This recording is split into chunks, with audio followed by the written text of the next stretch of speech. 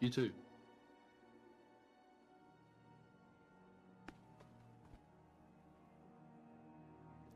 All right.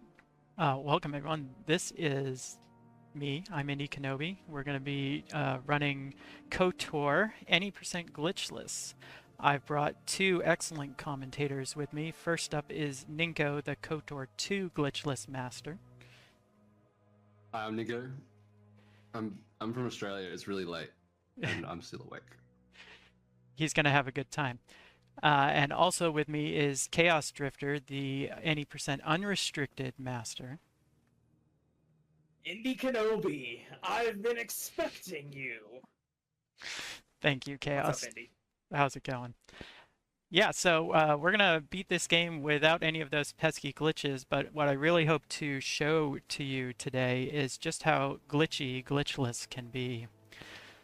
So let's get started. I want to show you I have no saved games up my sleeve, so I'm doing this like with a, right out of the box. We're gonna start by talking about the character build a little bit. We're actually gonna start as a scoundrel. This is a change from previous glitchless runs which used Scout. The benefit of Scout is that you're guaranteed to get an adrenal alacrity on the spire, which increases your movement speed by 20%.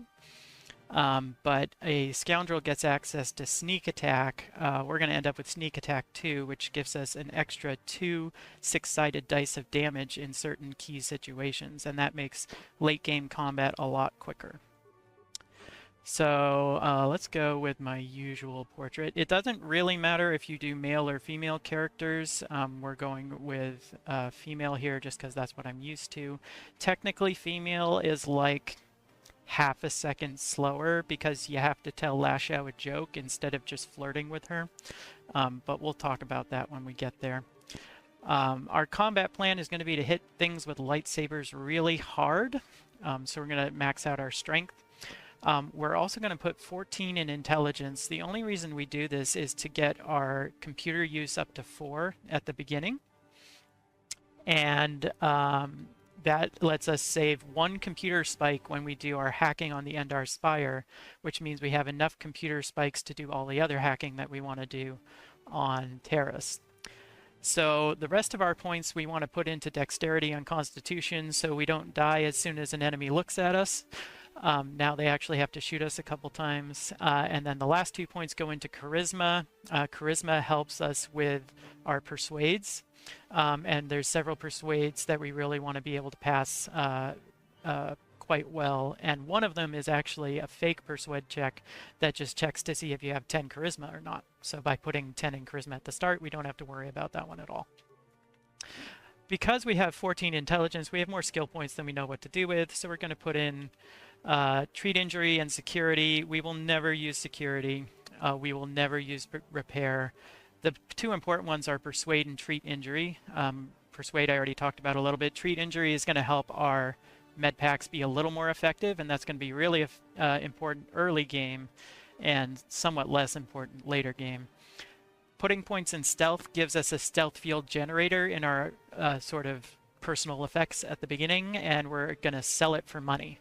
So we need that extra money to make things work. And I already talked about computer use a little bit. We can only put 2 in for Scoundrel because it's a cross-class skill, but then the 14 intelligence bumps us up to 4. For feats, we want Flurry. Even though we're no longer a scout, we still want the Flurry feat because it's the best one. So we're going to go with that. We also want to take 2-weapon fighting, but when we reach level 2 on the Endar Spire, it's very easy to select 2-weapon fighting because it's the sort of default feat. So we pick Flurry instead because the time hasn't actually started yet while we're building our character. And then I guess we'll do Kessel Run 9 for our character name. And so we are now ready to start. The timing starts when we click play. So I'm going to actually switch my timer to real time, and then we'll start. I guess I'll do a countdown. 3, 2, 1, go. Alright, so we have successfully avoided our first glitch by not quick saving before the cutscene here. You can skip this initial cutscene with a glitch called a save buffer. However, quick saving is actually banned completely from this category because it's too glitchy. Quick saving just causes glitches, so we just don't do it. However, you can manually save. And so when we need a backup in certain places, we're going to do that. All right. You just won't mention what your save and load will do that you're going to be doing in a couple minutes? Yes, we'll get to that in a minute, I think. So Endar Spire is kind of a tutorial section here. It's sort of teaching you the mechanics of the game. And what that means is some of these doors here are actually locked until you kill certain Sith soldiers in front of them. So this door wouldn't open until those other two Sith soldiers were killed. We aren't even bothering to equip a weapon. Trask is going to kind of hard carry us through this tutorial section here until a somewhat unfortunate incident roughly a minute from now. Power Blast is good, man. I mean, it just does so much damage to these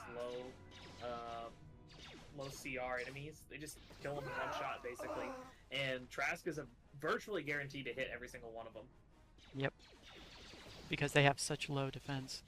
So we have to kill the front three Sith soldiers here with a well-placed frag mine. Unfortunately, we've only got one. Unfortunately, that's unlucky. Very unlucky. Yeah, you have a 73% chance of killing all three of the front Sith with that frag grenade, and I only killed one. So that was that's probably our first instance of marathon luck. We had a good Jedi cutscene though. Yeah. That cutscene where the Jedi is fighting the Sith is they're actually doing combat rules to determine if the Jedi hits the Sith. So if you get unlucky, you can just like sit there for multiple minutes. All right. I think the longest I've seen was one that you did that was like 30, 40 seconds, right? They were just constantly flailing against each other, doing nothing. Yeah. I'm pretty certain only one hit does it, right? Yeah, well, it's like one or two. All right, so we did a quick save and load there, and that's going to activate a what now? Yeah, a quick save, not a quick save, sorry, a speedy save, manual save and load, because that is one of the conditions for activating what's called duration glitch. Duration glitch is one of the glitches that is allowed in glitchless because it's literally impossible to avoid it if you're using any kind of buffs or stims, which we will make frequent use of during this run. The way duration glitch works is when you go through a load zone, because this PC game is actually a port of the original Xbox version, they realized that not having... we got an extra frag grenade. Basically, buff durations would get kind of messed up when you were going through load zones, because it was designed for Xbox, but on PC, you know, it's different load speeds. And so they tried to adjust for that, and whatever they did just didn't work right, because if you have a buff or a debuff active and you go through a load zone under the right conditions, the duration of that buff is extended to a great degree. So this is actually probably the most powerful glitch, quote unquote, that is allowed in glitchless, because it leads to a lot of specificity in your routing. We can get away with many fewer stims that we would otherwise need to buy extras of, because we can basically apply a stim at the beginning of the planet and have it last for the entire planet. So that's good. There's a kind of new thing here. Karth has a really nice gun, so we're going to steal it from him and then sell it for cash, because we need cash. We need a lot of cash. All right. Did you loot an alacrity on the Endar Spire? I did not. Oh. But you get one though, right? Because you... Yeah, well, we can get one, but not until we visit Zelka. So Lareem here has 2 concussion grenades and 2 computer spikes. Grenades and spikes are going to be really important on Terrace. And Karth didn't follow me. This might be a good time to talk about... glitches. Yeah, I know. This might be a good time to talk about how bad our party is at following us. Do you want to take that, Chaos?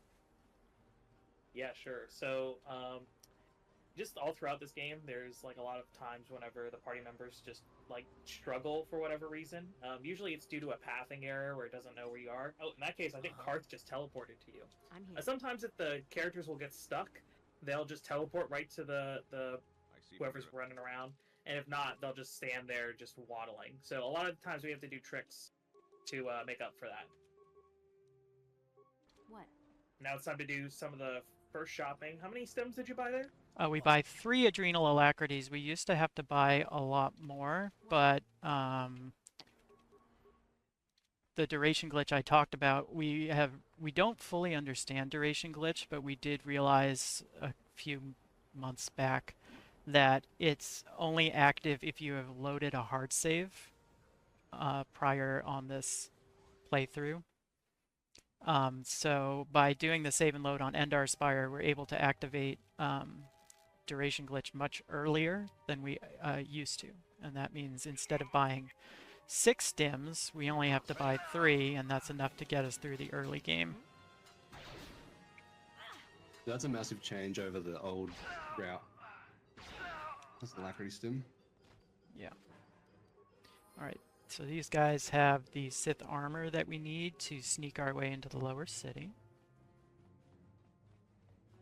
Yeah, the Sith armor is actually fantastic. It's one of the best armors that we can get until, mid to late way through the game. And it also has some special properties that will be a surprise tool that we'll use later. But for now, it just gets us through this elevator that we're coming up on. Yeah, so typically the game takes Sith armor away from you because you trade it to Gaddenthek for the codes to the Undercity. We are going to not do that because it's so shiny. I just want to wear it. So in the meantime, we're going to give it to Karth. Okay. And now we're in the lower city. We're going to see sort of our first instance of party members being useful for movement. So we've talked a little bit about how party members are bad at following you, and the game requires you to have your party members with you in order to go through a load zone. But they can help you move when you need to go like multiple places at once, or in cases like this one, where there's a group of enemies that you want to take care of, but you also want to keep making progress towards your next objective. So we're going to leave our main character to try and take out those Vulcars while Karth jogs down the hallway here. We're also going to hug this wall because this skips a trigger that spawns some additional Vulcars in the hallway up ahead.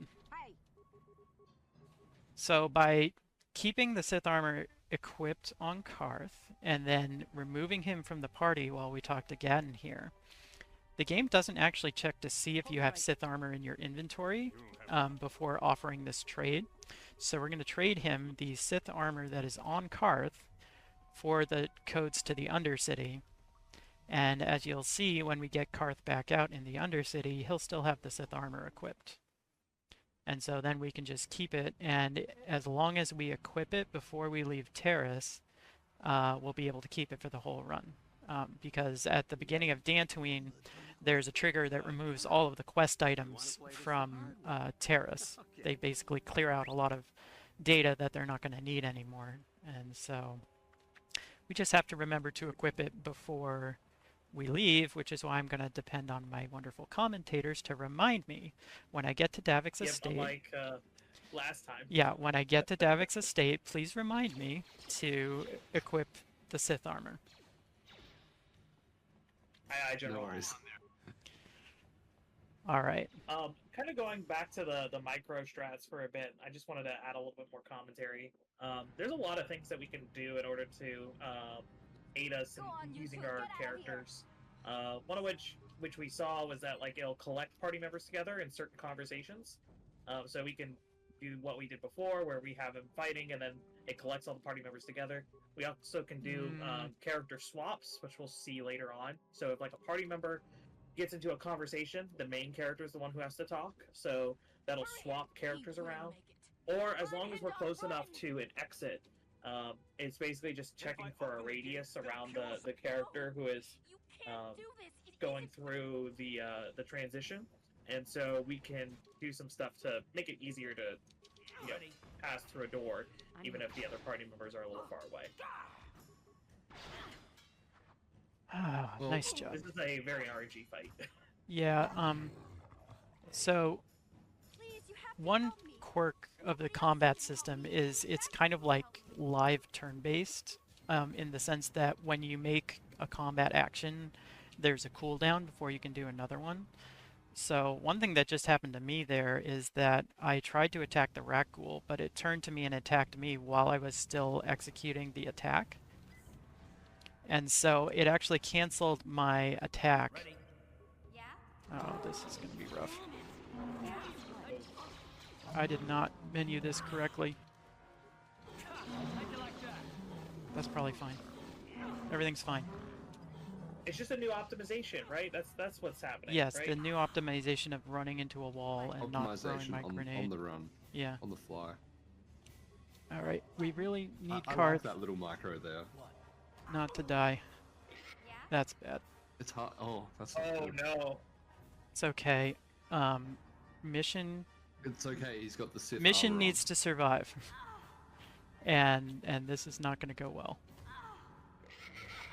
Yep. Okay. on. All right. You got an autosave. You can just go out the ladder. Yeah, just go up the ladder. Yeah. We're ladder gonna will like revive everyone. And are you gonna return to Evan Hawk and back? Can you go to hideout? Oh, sorry, return to Hideout. yeah. So there's sort of two Oh, you can do it in mechanics. sewers. There's two mechanics we're abusing here. The first is that the ladder is an interactable object that causes a module transition, versus a load zone, which requires you to have your party with you. So we can leave the sewers through the ladder, even though both of our other party members were A, scattered, and B, dead. And then the other thing we're taking advantage of is when... Okay. What is going on? Your main character get.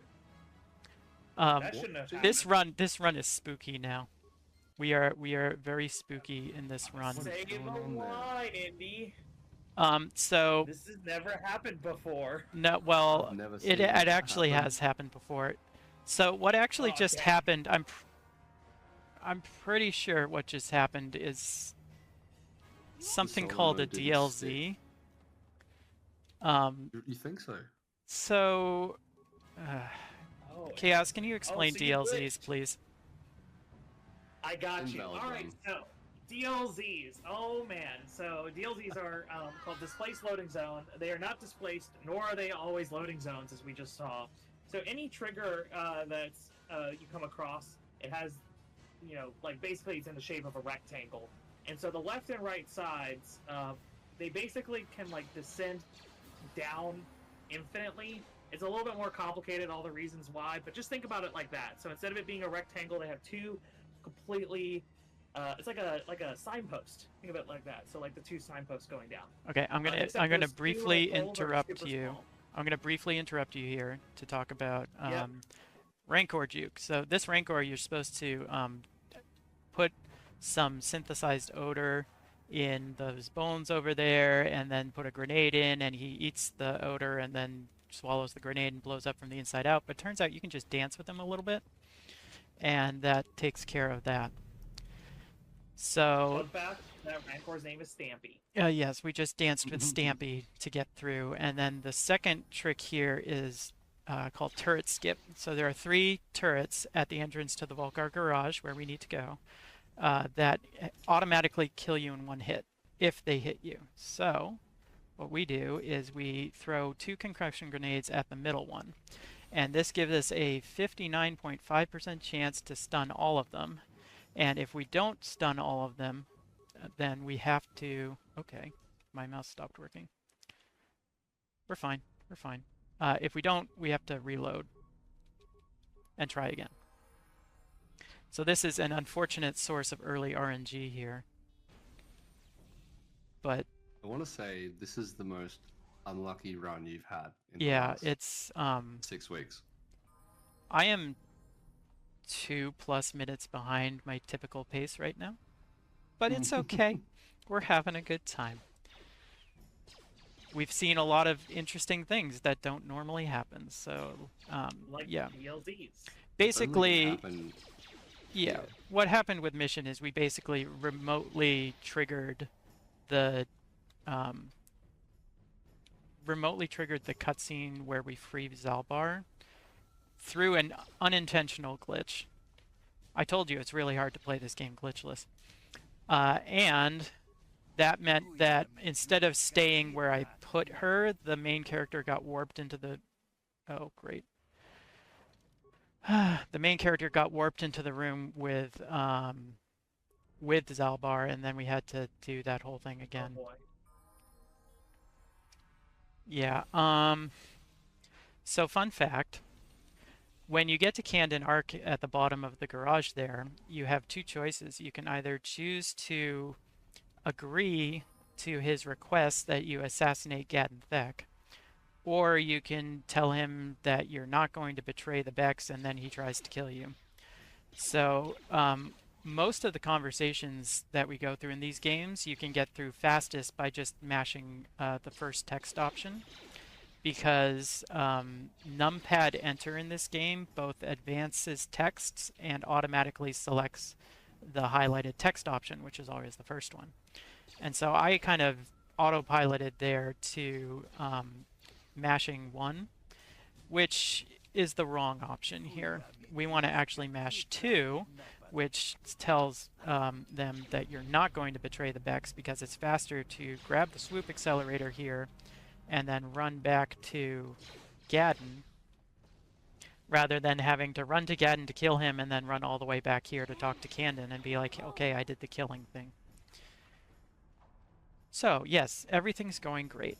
This is a perfectly wonderful run that we are very happy with. I mean, since you've just glitched once with a DLZ, I mean, why not just switch to any percent? No, we're not doing that. The reason we have to... So the reason we actually have to stun all 3 turrets, normally you could stun 2 and then hope the third one misses you. But the reason we have to stun all 3 is because in glitchless we actually have to run back past them on the way out, and so we need all 3 of them to be stunned on the way out as well. And now we get to run past all the Vulcars that we didn't manage to kill, which is definitely going to get in the way later. So there was that part when I first got to the lower city when I left the main character to fight those 3 Vulcars while Karth ran forward. The main character didn't actually manage to kill any of the Vulcars when we really prefer her to kill all 3. So that hallway is quite crowded now, and they tend to follow me up towards the cantina there, which means that when I come out they'll be fighting the bouncer and get in our way as we're trying to move back to the upper city. We did a little trick there where we set our transit. We returned to the hideout in Javier's Cantina and then just transited back. That means that anytime we're in the hideout, we can always return to that travel waypoint. We basically set our travel waypoint to be in that spot. And so this is normally... clarify, it's like you go to where you last went, so we can't like return to hideout again. Yeah, but normally it's not very useful, but when we rescue Bastila here in just a minute, we're actually automatically sent back to the hideout, so we're able to quickly return to Javier's Cantina after this swoop segment. Anyone want to talk about swoops? Ninko? Go fast. Go fast. I love it. I was going to say press enter. That's wrong. Spacebar. Gee, it's been a while. That's right. Well, it's whatever default is. Although it'd be Yeah, I pretty think it's unhinged spacebar. if your default enter. I think it's space, isn't it? Or I think you can mouse 1 as well. Yes. I Either way, actually let me see what do time you mouse. got. I'm waiting for the stream to catch up, so I Yeah, can see that now. we got 23:12. 23:12 is pretty good. A really good time is under 23 seconds, and then the record is I think 22.88. by our resident swoop expert. The ladies love me. I Yeah. think the quickest I've ever gotten is like 23:03 in that first race. Is that right? Does that sound Yeah, right? that seems pretty good. Yeah. Each of those races, you will continue to accelerate faster and faster, so you'll get faster times. Yeah. Making sure that basically you can't fail. That's why we for got a community much runners. faster time the second time, because the prototype accelerator means we're actually accelerating faster during the second race. Okay, here's Brejik. Oh, go ahead. We're going to chuck grenades at Brejik because he has a ridiculous amount of defense. So we basically have a 5% chance to hit him with a normal attack. So we're going to chuck some grenades. We actually have 2 extra frag grenades that we've obtained throughout the run. One was a random drop, and one we bought. That was really good. And yeah, that went pretty well. So the thing about this fight is how fast it is depends on how many frag grenades Brejik saves against. So we can throw up to 3 frag grenades at him. We needed to throw all 3 this time, which meant we had a 5-round fight instead of a potentially 3-round fight. But anyway, that went perfectly fine. We're now going to add Bastila to our party and transit back here to talk to Canderous. Canderous is going to tell us what he needs, and we're going to level up Bastila so that we can give her force speed. Force speed is the fastest method of movement, and we're going to be using it for the rest of Terrace with Bastila here. And I really hope that all these Vulkars are not going to get in the way. Hopefully Hello. the main character follows you. Yeah, this is a place where we really need our... If the main character gets that combat, you're good. Yeah, we're good. They were far That's enough back. The one downside of this game over Coda 2. Yeah, one of the Yeah, changes things in have rips. KOTOR 2 is that you don't have to have all your party members near you to go through a load zone. You just have to have them all be alive, Yeah. which is much kinder. All right, so we're doing a little trick here called elevator warp. By clicking on the elevator here, we actually warp our main character over to the elevator, and that saves a fair bit of running. And as you can see... Okay, so see how our main character is running faster than normal right now? That means that she's actually going to follow us. So that was good. It's when they sort of stop moving and start like stuttering in place that you know they're not going to follow you, because basically what they're trying to do is reset their following path, and they just keep doing that constantly. Okay, Sith base is the biggest RNG in the whole run. It's kind of a mess, honestly. So we're gonna send After this, it's just easy, right? No Yeah, problems. sure. All right.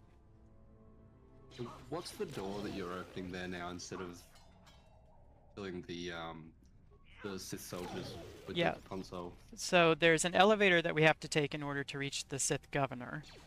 There are 2 ways to open the elevator. You can get a pass card, which is through that door I just walked past, and guarded by 3 Sith soldiers, or you can use the computer at the front to just open the door through hacking. The hacking for the door costs more spikes, and so it was a recent route change to... this is not so good. It was a recent route change to basically get more spikes so that we could open the door instead of having to kill the 3 more troopers. kill 3 more troopers. We actually And so still used to this kill is- them this is by why I'm hacking. shopping with IKEA. Yeah, so these fights in here are really dependent on getting stuns. So that one was kind of a slow fight because I didn't get the stun I wanted. And then for this one, we're going to be mostly relying on T3's stun ray to stun the Sith governor, which has a 25% chance of stunning him each time we use it. We have 10 uses of the stun ray, and as you can see, he has the ability to stasis our party members. Oh, got the Okay, stun off we there. got the stun, but Okay. both of our party members are still paralyzed, so we might not actually kill him before... Okay, All right. Oh, Down you go. we made it. He didn't So Stasis is actually, in some ways, the lesser of the two evils. He also knows Drain Life, and so if he starts spamming Drain Life, then your health disappears and his health regenerates, and that can make the fight rather unwinnable. So even though we That had was to, an acceptable fight. yeah, That was completely fine. it was like average to slightly below average, but it was below average in a way that was not catastrophic. So we take those. Oh, you've already done a DLC in the run. Yeah, who cares? Let's just... Alright, we're going to get Bastila back out here so that we can run fast. That's why we call her Fastila. We don't This is actually... news to me. Nobody actually calls her that. She's just the bus, man. That's it. She's Bustala. She's the bus.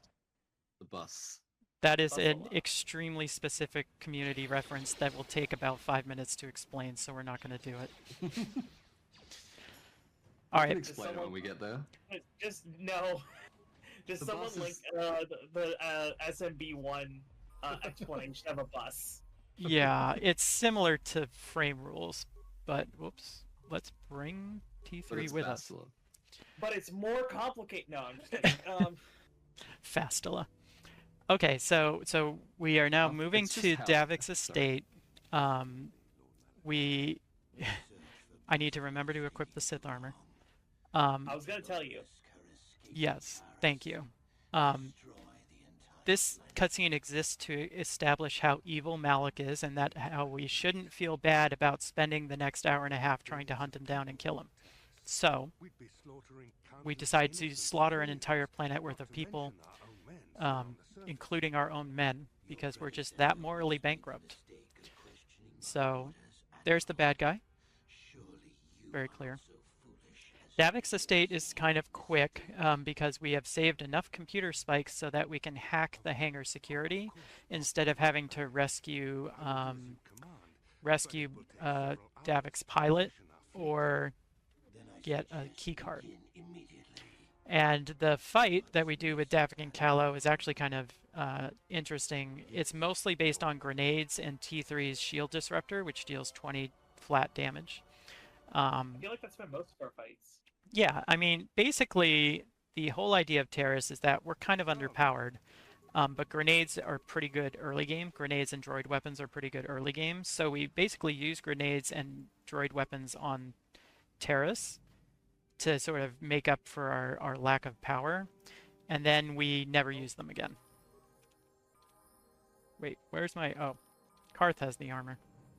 Oh, it's okay then. I was about to say, don't forget to equip the Sith armor. Yeah, so because of all that nonsense in the sewers, Karth has the Sith armor. I think he'll still have it when we get to Dantooine. Yeah. You should. Yeah. I don't see why not. I don't know. I don't trust this game sometimes. Okay, so you'll notice Swap that was pretty interesting. I swapped to T3 right before this cutscene. This actually causes our whole party to spawn in the corner. You can see my main character behind Davik's shoulder there. T3 and Canderous are still trying to attack the guards we were fighting, so they run back to that other door, but I find it very amusing that Davik and Callow sort of walk forward menacingly and then turn around to talk to me. Alright, so we've not got... seen This is completely new to me. Yes, so this is good because it puts us slightly closer to the Ebon Hawk, where we need to go at the end, but we got bad luck on Callow. Well, you'll revive though. So, Yeah, right? the main character dying is no longer an issue, but that was a pretty bad fight. Your stims are gone That's during this little cutscene here anyway, yes. correct? Yes, so the bad part about dying is that it wipes your stim buffs, but we were about to have them wiped anyway. Oh my gosh. Can you Oh, loot that was them? almost too far in. Yeah, so fun fact about that Callow's dramatic death there. A bunch of girders fall on him. Turns out that those girders spawn specifically according to his orientation, and so because we spawn in that back corner, he has to turn to talk to us at the beginning of that cutscene, and so the girders also rotate with him, which means they are more likely to cover Davik's body, which we want to loot it for some good stuff to sell.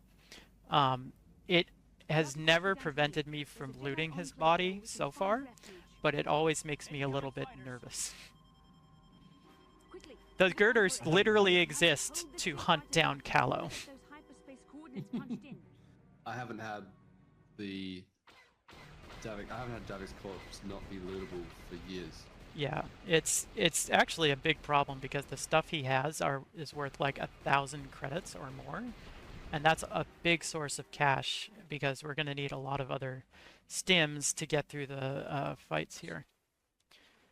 Yeah, you'd hate to be on a great Taurus and not be able to loot Davik's corpse. Yeah. Alright, we're finally off Terrace. It's been half an hour, which is way too long for Terrace, even in a speedrun, but that's okay. We're good.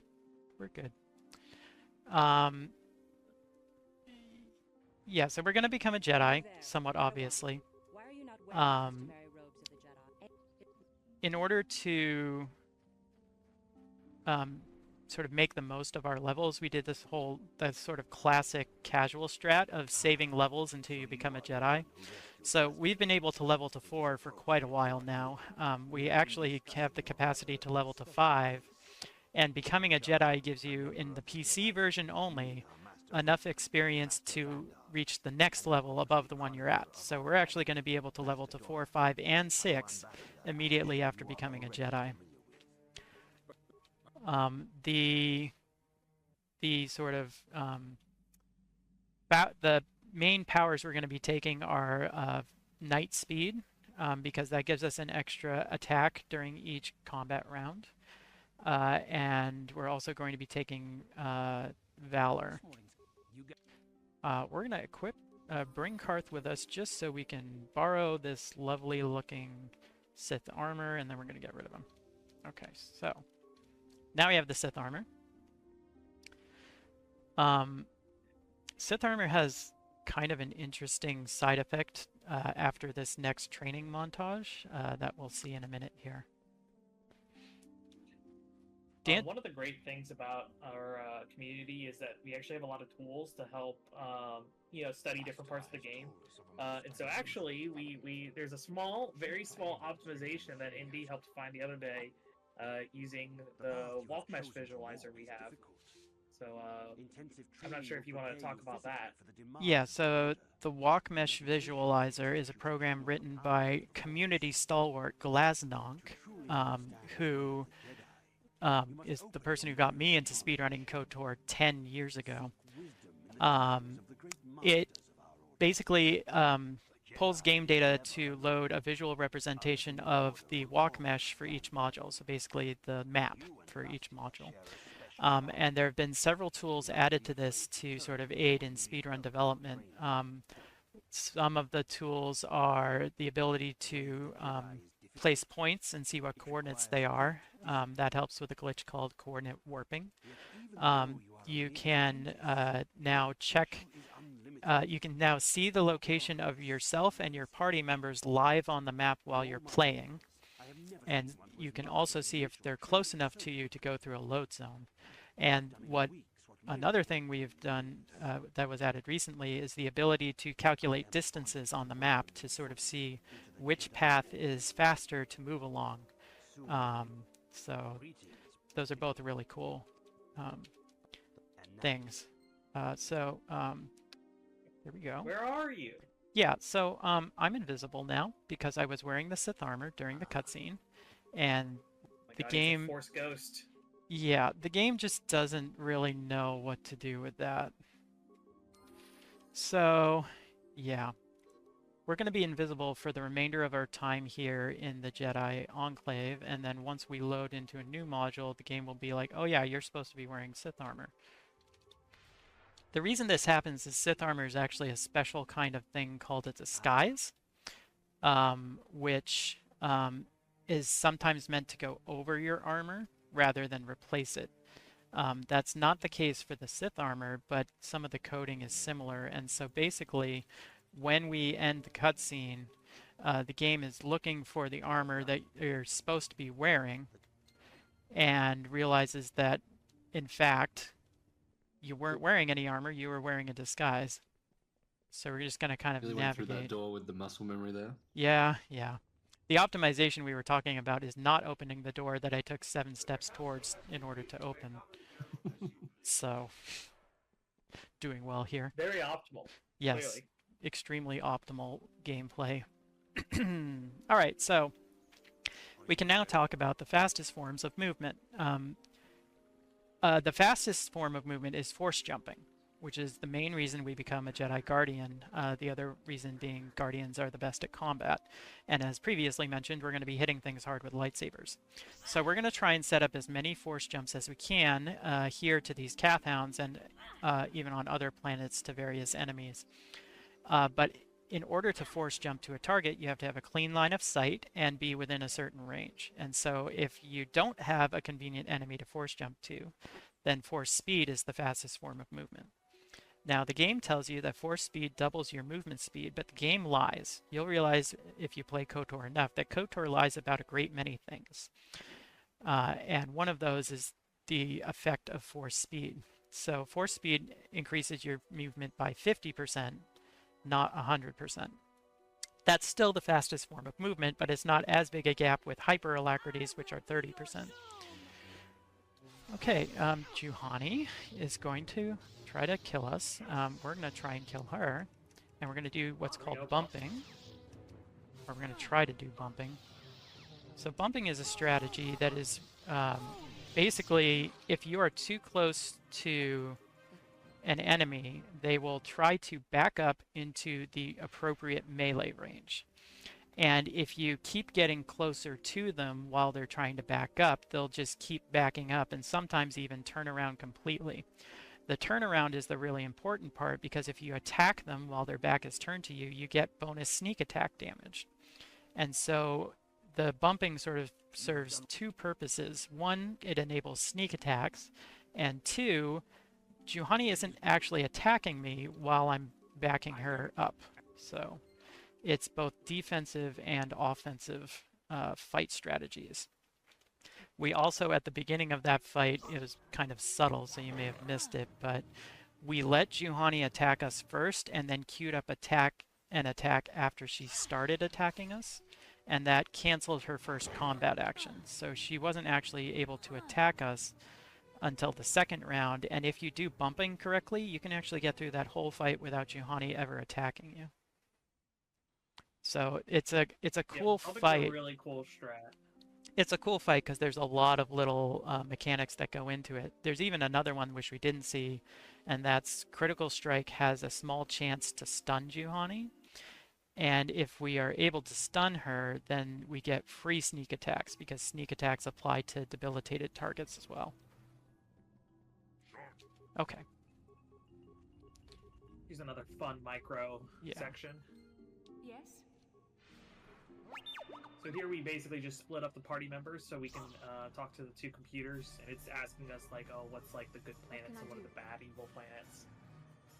So we send the main character to 1, and he has a clear force jump to a droid right next to the computer. We send the vassal to the other, and then T3 can go through the door, and once we go through the second door, it'll collect all the party members together. So that actually is a really efficient micro strat. You just have to remember to turn solo mode back off again. Otherwise, you're going to have a really sad time when you try to leave. Yeah, and this is also another common place where sometimes your party members don't follow you. So we're going to keep... Most of the time. I wouldn't even say sometimes. We're going to keep a close eye on them as we're kind of leaving here. Ooh, looks good. Yep, they're good. It definitely seemed like taking the solo mode off before opening the door as T3 helped more times than not. Yeah, basically, when you turn solo mode on and off, there's actually a little bit of a delay before the game sort of updates your party's orders, basically. So if you have a full party with you and you're running down a hallway and you turn solo mode off, they'll keep running with you for the next like 2 or 3 seconds and then stop. You can mitigate this by swapping to them briefly, and that, you know, making them the active party member also updates their orders so that, you know, if you want to activate solo mode and have them stay exactly still, then you just activate solo mode and quickly swap through the characters. But the reverse is also true. If you want to turn off solo mode and have your party members follow you, there will be a little bit of a delay before they try to start following you, and that can be a big issue in terms of having them keep up with you. All right, so now we are able to head off to our new frontiers. We head to Manan? We are going to Manan first. That is correct. Chaos, have you ever seen Manan? A long time ago. Long time ago. I run far, far away. I have seen Manan. Yeah. Yes. Oh, that's so great. You're pretty familiar with Kashyyyk at least. Yeah. Just a smidge. The joke here is that any % unrestricted, which is Chaos's specialty, skips every planet except Kashyyyk by duplicating the Kashyyyk star map 4 times.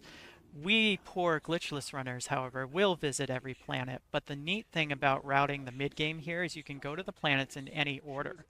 And so there's a lot of options when you're routing even a category like glitchless that doesn't have a lot of, glitch tech. You still have a lot of options as to where to go when and what to buy where, and things like alignment to worry about and credit route and all of that. When I started running this again a few months ago, I actually changed the planet order. We still go to Manan first.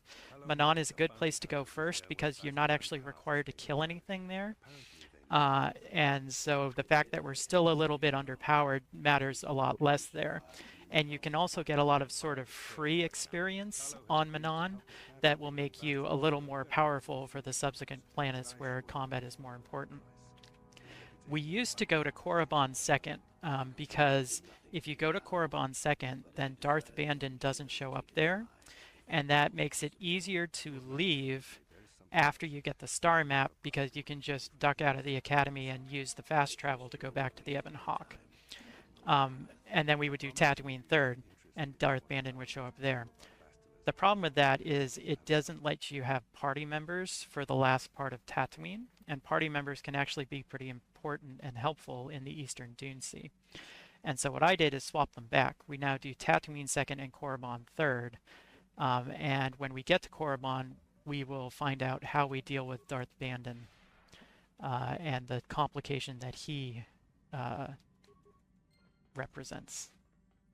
There was also a whole lot of figuring out in there to really decide if that was the optimal planet route. I think you messed around with moving Manan a little bit. Yeah, basically, there's a lot of constraints, but basically Manan has to be first or third, Korriban has to be first or third, so that's one choice to make there. And then after that, that leaves Kashyyyk or Tatooine for second and fourth. And you want to do Kashyyyk last if possible because that lets you skip the quiz that's associated with the star map there, which is a little bit of a time save. It's not a big one, but it's a little bit of one. It's probably like a few seconds. Yeah, it's a few seconds. So it's not nothing, but it's also like if there was a better alternative, it's not something that would sort of force us to do Kashyyyk last. But it just kind of turned out that Tatooine second was better than doing Kashyyyk second. I just want to know why you don't like Bob. You talk to Bob. So, okay, Bob is kind of a meme in this. Greetings, Master Jedi. There, I talked to Steve. Bob's kind of a meme. Bob is the droid that's to the left of the Auto City entrance there. And if you talk to him, he says, "Obey the rules, I'm a non-human." And for whatever reason, the community decided that this droid deserved a name and should always be talked to while you're waiting for the door to open. I missed... You were right, you don't lose anything. Yeah, I missed that memo somewhere, so I just don't talk to Bob. I guess I'm not a memer. But I did talk to Steve. Dodging my memes. I did talk to Steve. I tried to talk to him once, and I missed it, and so I just decided that I'm not doing it at all. You missed Bob? But Okay. I know. Well, we go back. All right. So we are now You just choose to ignore them. we are now moving into the Sith base here. The Sith base is sort of the last point in the run where you're at high risk of dying, because we still have relatively little health, and we're going to be running past a lot of enemies that will shoot us. A couple of these enemies actually have sneak attack 4, so they can deal like 4 to 24 extra damage when they hit you, and so that can be very, very dangerous. So we use a shield here to help us sort of take some of the stray blaster bolts. This room is a little bit risky because there's a small chance you can get stunned by some of these shots. It hasn't happened to me in a long time, and luckily it didn't happen there. And now we're going to try and force jump to the secretary, open the door, and get out of there. And as you can see, my health drained very quickly when I was doing that. No more swings at the assault droids on the way out. No, so So much has changed. there's one very important experience threshold in this run. Basically, we want to hit level 9 before we fight Darth Bandon, because at level 9 we have Night Speed, and Night Speed, as mentioned, gives you 1 extra attack round per combat round. And so you have 2 planets, basically, Manon and Tatooine, to get enough extra kills that you reach level 9. So one of the things that I tried was actually killing one of those droids on the way out of the Sith base, because they actually give a pretty high amount of experience relative to how difficult they are to kill. They're pretty much guaranteed one-shots, and they give you 650 experience, which is a really good chunk. However, there are some droids in the Hackard station underneath here, which are a little bit tougher to kill, but still doable, and give you 950 experience when you kill them. Well, or 900, depending on what level you are. The amount of experience you get for enemies diminishes as your level increases. Oh, we got fast text. Do you want to talk about fast text, Ninko? Yeah, well, fast text happens when the game is it saves and loads, or is it just runtime, or is it both? It's that occur like a memory leak in the. Yeah, it's a in the memory game. leak. KOTOR has multiple memory leaks, actually. This one is slightly more benign. I don't think it's directly tied to saving and loading, but I'm not actually sure what causes this particular memory leak. Basically, the game is having trouble loading all the stuff associated to this module. So one of the things it doesn't load is the voice clips for dialogue. And KOTOR dialogue normally progresses from one line to the next when the voice clip associated to that line finishes playing. And so if the voice clips aren't loaded, then it just immediately goes from one line to the next with, you know, very few frames of difference. And so that's why we call it fast text. It's a very useful glitch. It's not one that can really be, well, okay. In glitchless, you cannot force fast text to occur. There's actually a glitch in unrestricted that can do that, but in glitchless, we just sort of know the places where we are likely to get fast text, and this is one of them. And However, it doesn't happen every time. Everyone's different.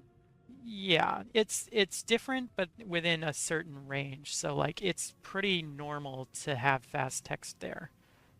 Sometimes you won't get it if you're on a particularly good pace, which this run isn't, or, you know, other things. So Do you think we're gonna have to do a reset in this one? yeah, so the problem with this particular memory leak is, first, things that don't load are things like music or voice lines, and those are just like cosmetic. It doesn't cause problems. But eventually, if you play the game long enough, it will stop loading textures, and you'll start getting basically white boxes. And that's bad, because once those white boxes start appearing instead of textures, the game's going to crash the next time you load. So it turns out then when doing a glitchless speedrun, whoopsies, that was close. When doing a glitchless speedrun, you have like just barely enough time to beat the game before the memory leak tends to crash you. So it's entirely possible, and I'm actually kind of hopeful, that we'll get the texture memory crash right after we kill Malik in this game. That'd be pretty dope. I'm kind of hoping. But it's also a little scary because if it happens before we get to Malik, then we actually lose a lot of time.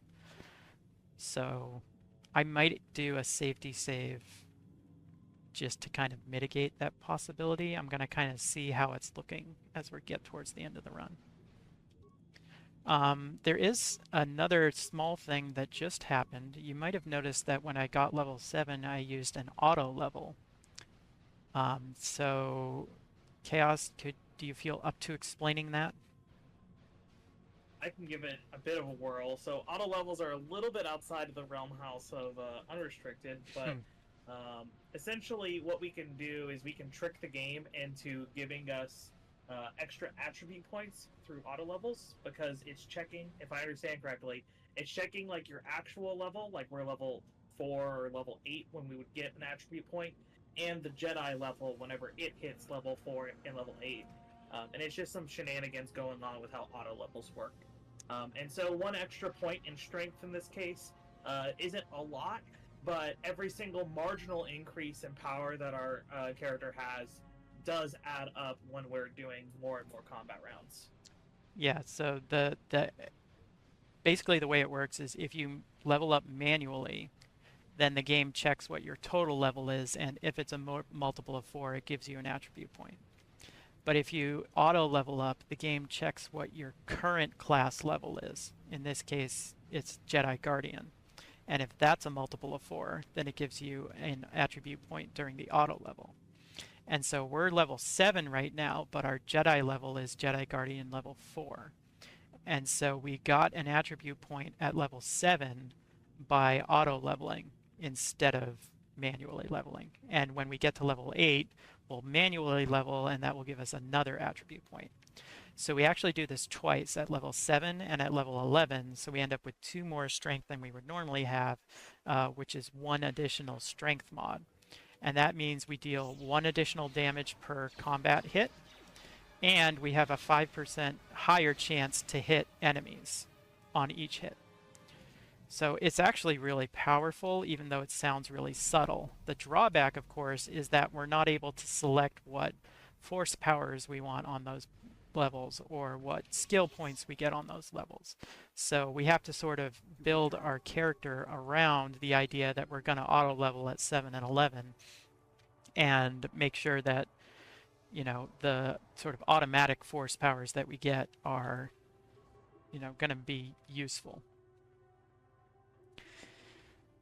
And that's Manon. Manon is actually really chill, especially after the randomness of Terrace and Dantooine, particularly Juhani. So now we get in. Terrace is probably the most like intense of all of the routing and all of the speedrunning practice. So if you do end up getting into this game, it's a lot of Terrace. Yes. And so Manon is very chill, like you said. Yes, and if you're wondering why auto level attributes are allowed in the speedruns, we had a community vote that decided it was not a glitch. It was a developer oversight.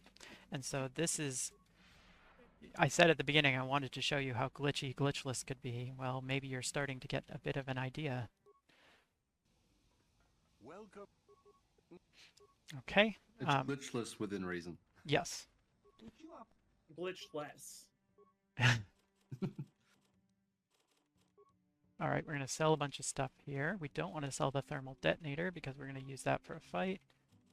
And now we're going to buy some med packs so we can survive on Tatooine. We're going to buy a belt. The belt gives us mind-affecting immunity, which protects against certain force powers. And then we should be good to go for Tatooine.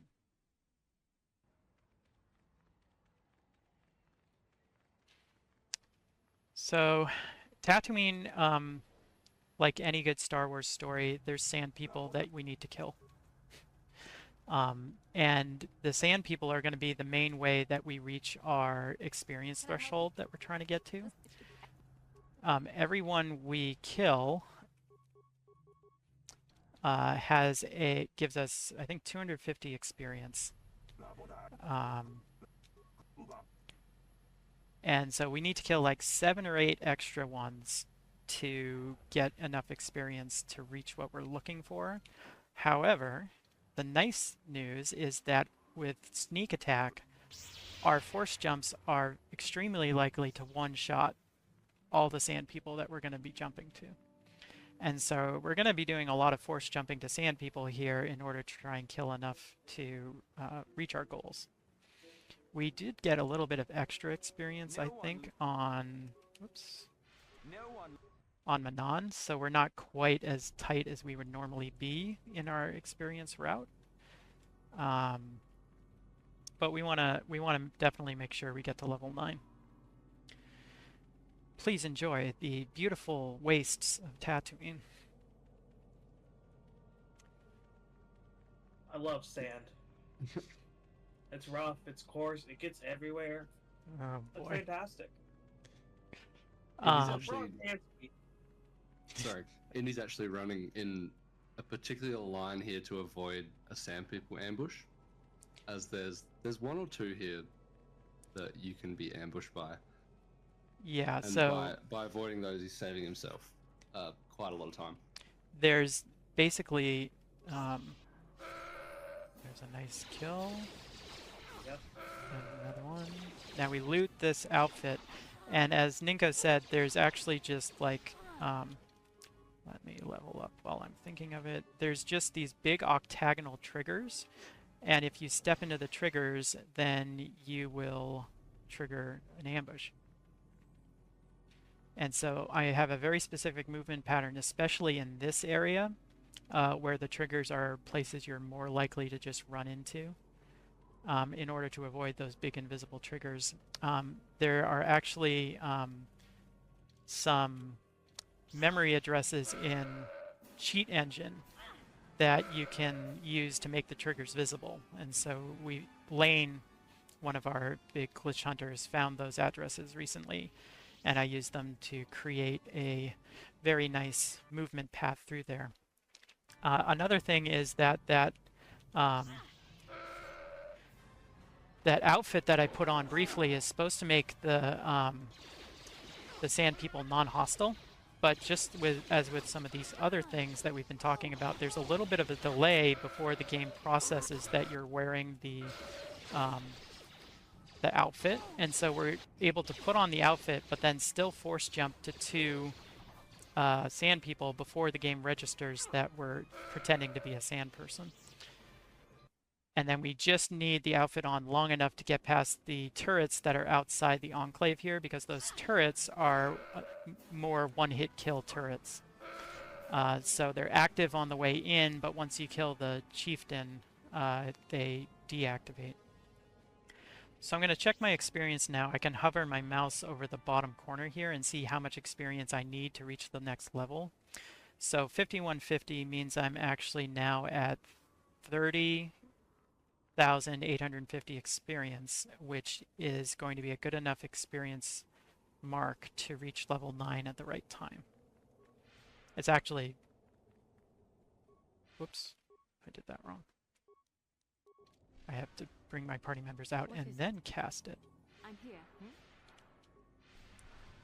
Okay. So because we're doing Tatooine second, we can bring party members to the Dune Sea here, and Darth Bandon won't show up to get in the way. We're going to use them for 2 things. First, we're going to do some micro movement to start the sand person fight faster than we normally would. I'm here. If I can click correctly. Yeah. And then second, we're actually going to use them during the fight to make it a little bit faster. This is one of the more challenging fights in the game, because it's pretty much the first major fight we have to do after becoming a Jedi, with the exception of Juhani. And so we're going to make use of both Bastila and Juhani's stun force powers to either stun our enemies or I'm here. lower their defense so that they're easier to hit. I'd rather So you just kill him. yeah, poor Komad. He tells us his plan for killing the Crate Dragon, and it is faster to kill him than to leave him alive, because if you leave him alive, then he tries to talk to you later. Your wish. Okay. There's stun.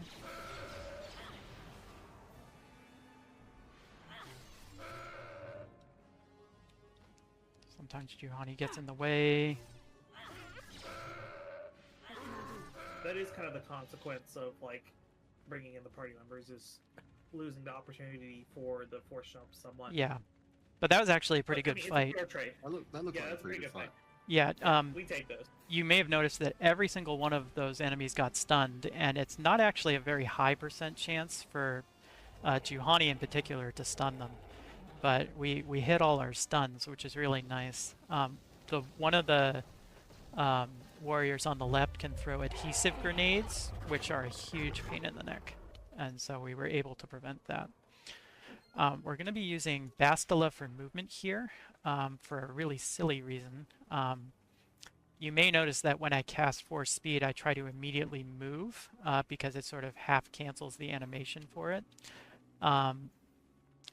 For whatever reason, if I tried to do that with the main character right now, it wouldn't work. But it does work with Bastila. And so by using Bastila for movement for the rest of this module, I'm actually able to save like a second and a half.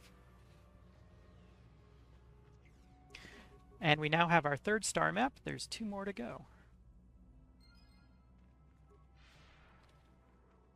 We also picked up the most important item in the game, the Violet Crystal. Purple lightsabers Yeah, gotta love the forever. violet crystal.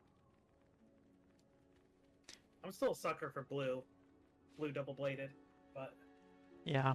that's just me. Unfortunately, the only crystal that's really reasonable to get quickly is the violet one. You could do some sort of like color swapping shenanigans and like steal Juhani's blue crystal by putting a purple crystal in her lightsaber, but I don't know, maybe I should do that just for chaos. Okay, well, unfortunately, Your wish. one of our party members Oof. didn't follow us very well out of the Crate That's Dragon 30 cave. seconds. And so, yeah, we're going to run through this whole area again. Just do an SST, no big deal. No, I'm not going to do an BB wall. SST. SST is short for Super Save Teleport, which is banned even in unrestricted. Mm-hmm. So, It's fun though. SSTs are that's fun. They're definitely too broken for running and inconsistent, but they're very fun. clicking is hard. All right. So we now have a Crate Dragon Pearl, so we're going to actually put that in our lightsaber. Yay. And just for chaos, we're going to go with blue lightsaber. Now Juhani has a nice purple one. That actually looks pretty nice. And now we go to Korriban. So I mentioned before that we used to do Korriban second because then Darth Bandon isn't in the way when we're trying to leave. Basically, after you get the star map, the game disables fast travel until you enter the Sith Academy again. And then what you can do is when you get to the Sith Academy, you can just turn around and immediately leave back to the valley and then use fast travel to return to the Hawk that way.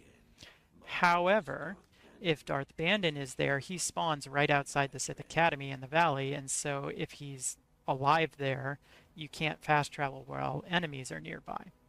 And so the thought back in the day was that by doing Korriban second, you would be able to quickly return to the Ebon Hawk and not worry about Bandon. However, it's also nice to have Bandon not show up on Tatooine, because then we can use Juhani and Bastila, as you saw, without worrying about them getting stuck trying to kill Bandon on the way out. And so what we're going to do to reconcile those things is actually kill Darth Bandon when we first reach the Valley of the Dark Lords. And you might be thinking, well, that sounds like a really hard fight that's going to waste a lot of time. And in one sense, you're right. But we actually have a really clever way. I think it's clever. I'm sort of tooting my own horn here because I'm the one who came up with this. We have like 90% of your routes are clever, so I would say yes. It's extremely clever. Okay, it's well, much better than whatever kind of routes I come up with whenever I'm left to my own devices. We have a nice way of mitigating the time loss that I will wait to talk about until we get there, which will be just a couple minutes. First, so while we wait, I think let's talk about how Indy's the GOAT. Oh, and honestly, that I don't know where this community or any of the categories in KOTOR would be without Indy. Indy currently has the world record in all the KOTOR 1 categories except for 80% unrestricted, which I proudly hold. And unless Ninko decides to take it away from me. I don't think I'll be doing that anytime soon. You know, Indy's been a stalwart of the community. He's, you know, helped with a lot of the community events, with organizing different things. He's also helped route almost every single category and has run in almost every single category. And this game would be much, much different if he wasn't part of the community. Instead, we'd be doing crazy things like, I don't know, like Zalbar as a Jedi, just as a, you know, one-off example. But so I'm a little sad. I do want to thank you for your service. I'm a little sad I never got to run that route. Trask All-Star Maps is the best one. Oh yeah, that was a fun one. Anyway, thanks, Chaos. You guys are making me blush. Alright, so we're going to bring Juhani and T3 to our Sith Academy here. They're going to be pretty important for the Bandon fight for different reasons. T3 is basically the best party member we can use right now for damage because he still has his shield generator, which deals 20 flat damage. And so we're going to use him to deal a lot of damage to Bandon. And you can see now we've reached level 9 at the right time, so that's good.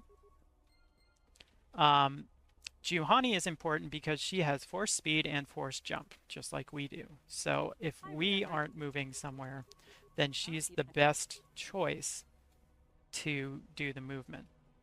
So we just talked to Lasho. On Korriban, you have to basically complete side quests in order to earn enough prestige for Uthar to take you to the Tomb of Nagasato.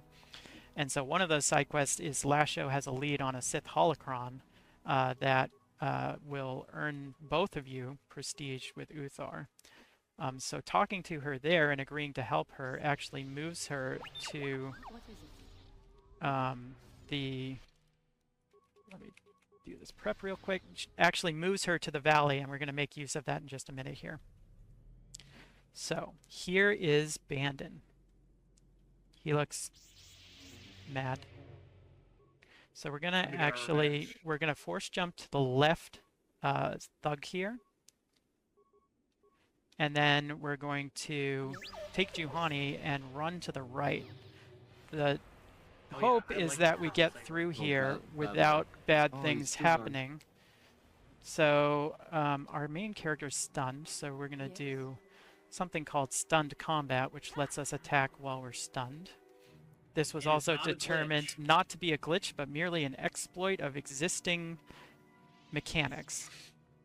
That might have been one of the most controversial. I was very against that one. Yeah. Yeah, so you can see we're running with Juhani over to our next spot while the main character and T3 take care of everybody. You saw XP 1100. That means Bandon is dead now.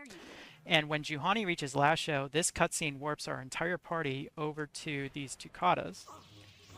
I am slowed, which is not going to be good. And now we can kill Lasho and send everybody away. So we basically use the fact that we can use Juhani to warp our party to Lasho to give us a period of time while Juhani is running to Lasho, which we would have to do anyway, where the main character and T3 can try to kill all three of those enemies. And if they're successful, which it seems like they were, then there will be no enemies outside the academy when we want to return to the Ebon Hawk later. And so we should have everything set up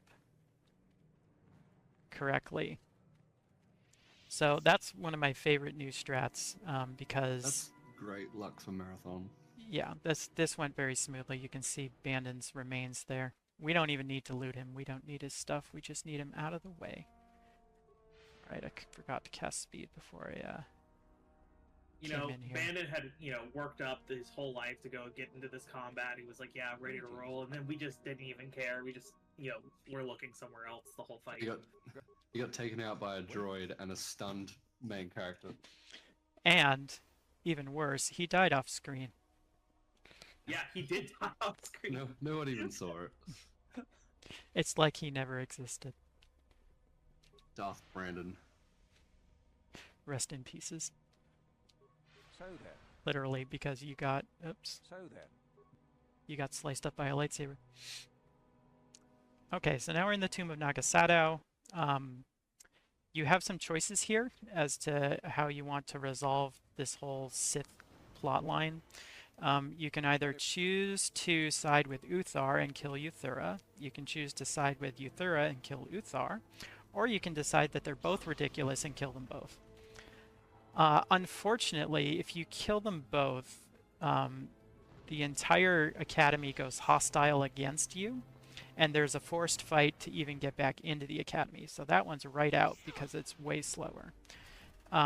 Killing Uthar is more feasible as a scoundrel because he's always facing Euthura at the start of the fight, and that means you get a free sneak attack off on him. So it's possible, but not guaranteed, to one-round him. However, if you kill Uthar, then Euthura turns on you and you have to defeat her before you decide to spare her. And so that is an extra fight, although Euthura is almost always one round. The benefit of doing that is you don't get dark side points, but the drawback is it's like a 2 to 3 second extra fight. And there's sort of one extra drawback in that for whatever reason, when you defeat Euthura and spare her, the game wipes all your buffs. But if you side with Uthar and just kill Euthura, you not only have to kill one of them, but for whatever reason, the game doesn't wipe your buffs after that fight. So you can keep all these nice shiny buffs we have active. All of this is to say, sorry, Euthura. Gotta do what you gotta do. And we're done. And we reached level 10, so that's good. This gives us Master Flurry and Knight Valor. Knight Valor is, in some ways, just a slightly better version of Force Valor, but it has one additional important property. While Knight Valor is active, you are immune to poison. And this includes dark force powers that cause a poison effect, such as Affliction and Plague. So it's helpful to have that on, especially at the Starforge at the end, because there's a lot of Dark Jedi there that try to cast those powers on you. But it's now time to leave Korriban. If we're lucky, we'll have some Chirac to force jump to, although they seem to be hiding. You already took advantage of I got one of them, but there should be... Might Oh, be one here's more. one. Oh, And way up. here's another one. Yeah, they're way up here. This one is actually close enough to the entrance that he might have prevented me from returning. But he's dead now, so it doesn't matter. All right, we're going to I do... wonder if the realm goes all the way up there. What's that? I wonder if the Chirac's realm will go all the way up to the entrance. They Yeah, have like the realm zones, right? I've seen them right up against the entrance. Okay. The game has triggers in place that are supposed to restrict the movement of enemies to certain areas. They don't always work so well. Okay, it's time to meet Karth's old mentor, the Leviathan. What's going on? The Leviathan is one of the most... It's one of the most frustrating parts of the speedrun because you're forced to have Karth and Bastila in your party, Do you recognize the ship? and they're very bad at following you. But I discovered some new strats recently that mitigate some of this, so that'll be exciting to show off. Nothing like new tech, right? We use Canderous for the prison break because out of all the characters you can use, he's the only one that doesn't have a cutscene at the beginning of his segment. And that means he's the fastest character to use, but only if you have a hyper alacrity on him. Now, normally your inventory is taken away from you for this segment, but before I left Korriban, you may have noticed that I brought Canderous with me and had him use the stim right before I boarded the Ebon Hawk. So he still has that hyper alacrity active. Don't try to move. And yes, at one point we did use the breath mask for poison immunity, but the breath mask is actually a medium armor proficiency required, and scouts get that for free, but scoundrels do not. So a scoundrel can't actually equip the breath mask. That's part of why we switched. Model, man. Yeah, this Canderous will now be without a shirt for the remainder of the run, including the It's credits. just a straight trapezoid. He's like a complete trapezoid, man. Like, look at that back. This is not why we use Canderous, it's just a side benefit. Alright, so that's his segment. Literally run to the footlocker that has the pass card and then run to the console to use it. And now we're in the part where we have to babysit Bastila and Karth. You'll notice I still have the Sith armor on, even though supposedly I'm unequipped. The game is now very confused about what I'm wearing because it's a disguise, and so we actually give a nerve amplifier belt to Karth here too, because nerve amplifier belt gives immunity to mind affecting things, which makes it much harder for you to be stunned. And Karth is notorious for getting stunned on the Leviathan Bridge, and if Karth is stunned while you go through a load zone, that stun gets duration glitched, so he can literally be stunned for minutes, and it's a huge time loss. So giving him that belt just straight up prevents that from happening. It does cost a little bit of time to do, but Good luck. yeah, so we make a save and a load here. That helps reset our character's following AI, so they should follow me pretty well right at the beginning here. We're going to try and run past this first guard. He has a small chance to try and shoot at us, which will aggro Karth and Bastila. Usually he uses his shield on his first combat round when he sees us, and then throws a grenade, and his aim with grenades is really bad. So I got a little bit unlucky there that he actually tried to shoot us. We go in the back door of the armory here. We're going to loot some thermal detonators because our Sol strat requires thermal detonators. Okay, Karth is getting stuck here, so we're going to have to wait for him to catch up. And now we're going to do a quick safety save here, because these Dark Jedi like to do bad Force things like Force Whirlwind and things like that, but that went very smoothly. Alright, now it's time for a scenic tour of the exterior of the Leviathan.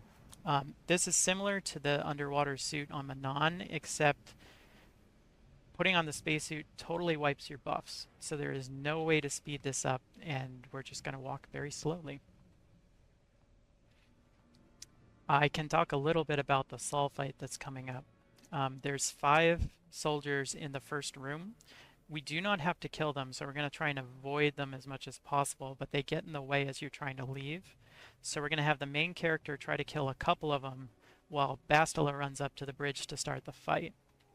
And then Bastila and Karth are going to throw thermal detonators towards Sol while our main character force jumps over there.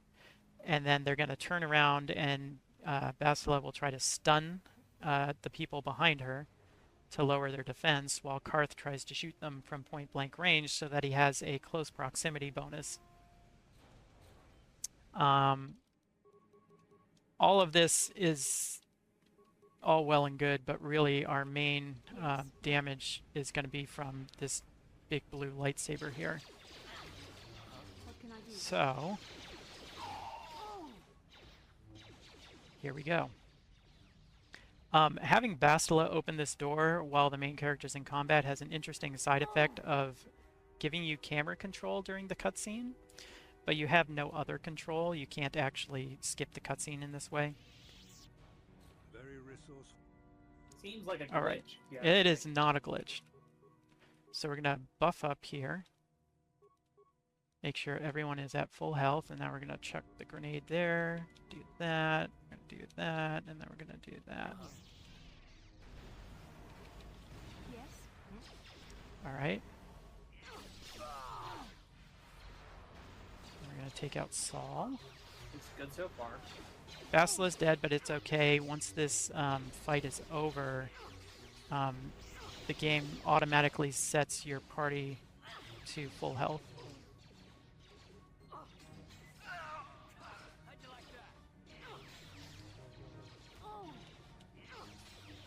Basically, Basila's kind of expected to die here. And Karth managed to take out his one Sith soldier, so that's good.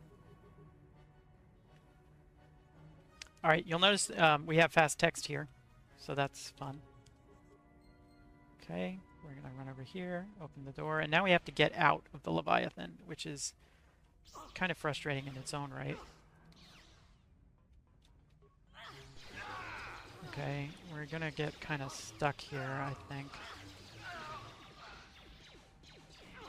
The goal is kind of try to get everyone to the back half of the room here, because then we can leave through the door. I don't think Karth is in the right place, though. What can I do? Okay, well, we ended up killing them all anyway, so... You just wanted the XP. Yes. What can I do? Okay, Yes. now... So now, this is where the new strat is. There's an elevator at the end of this hallway, where you're supposed to have all of your party members in the elevator in order to use it. It turns out that the game doesn't actually check to see that the party member who's using the elevator is in the elevator. And you might think, well, how can you use the elevator if you're not in the elevator? And I say to you, well, that's KOTOR. So we're going to leave Karth behind because he's the slowest. We're going to run Bastila into the elevator, and then we're going to run our main character to the controls. We're going to click on the controls from a distance and swap to Karth. And then when the dialogue pops up, the game will think that Karth is using the elevator, and so it doesn't care that he's not actually in the elevator. And that actually, it doesn't seem like a big deal, but it saves a ton of annoyance in trying to get Karth to the other side of that room. Yeah. No, it's absolutely awful trying to get Karth in there. That- Especially if you have to, like, herd both Karth and Bastila, and there's someone trying to fight you outside the door. Yeah, Basila's okay because she has force speed, so she can actually move quickly. Karth... Well, she's okay until, like, she's running after someone. Yeah, but if you're only worrying about the main character and Bastila, then you can switch between them fast enough that there isn't really an issue. So it actually saves like 10 or 15 seconds, depending. This is the cutscene with the dramatic plot twist, so I'll leave you to see what that looks like. Oh no. I think something's wrong. This looks like a glitch. Revan is a force ghost. Oh, okay, alright. Now I understand. Yes. Didn't you hear? Who's Revan? What? Who's Revan? He was dead at the beginning, I Yeah, think.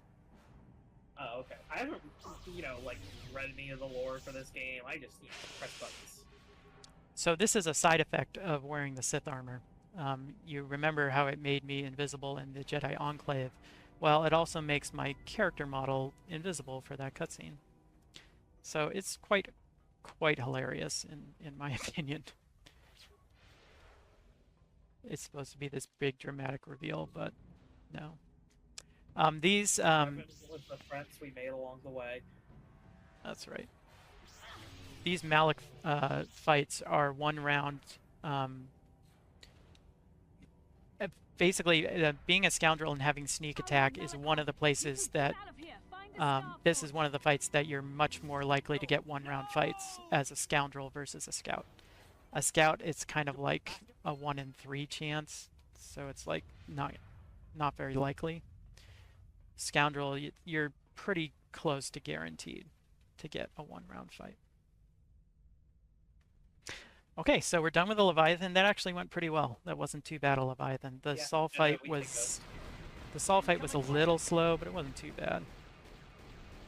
We have to do this fighter skirmish every time we leave Leviathan. There are 3 forced fighter skirmishes in the glitchless route, but every time you do the fighter skirmish, the pattern is exactly the same. So if you learn the pattern, you can actually get pretty good at doing them quickly. And now we have one more star map to get on Kashyyyk. Kashyyyk is a force jumping paradise. There are enemies everywhere that make great force jump targets, and we're going to try to do a lot of what we call force jump chains, where we force jump to one enemy, kill them, and then KOTOR has this mechanic that they call cleave, which if you kill an enemy, you immediately get another combat action if there's another enemy in range. So by force jumping to a target and killing it, we can then immediately force jump again to any other target that is in line of sight. So you can get up to 3 or even 4 consecutive force jumps in a row. We'll see how that goes here. Hold here. One of the difficulties, though, is that wire targeting can exist, which is another glitch that's not really a glitch for glitchless sake, but that essentially whatever you were targeting, you might still be targeting, even if it looks like you're targeting something else. There's some probably more sophisticated way to explain that, but the consequence is that sometimes when you force jump to someone, you'll actually be force jumping to another creature that's right behind you because you did have it selected before. Yeah, basically... It doesn't come up that often, but it does come up more often here on the walkway. Basically, the game doesn't update your target until after you've already started force jumping to your old target. And so to avoid that, every time I'm force jumping here, what I'm actually doing is selecting Flurry first, and then quickly canceling combat, and then doing default action to queue up force jump.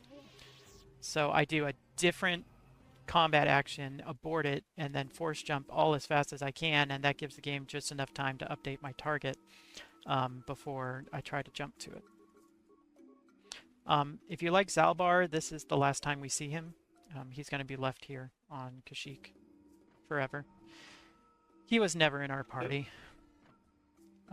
He exists to do 2 things.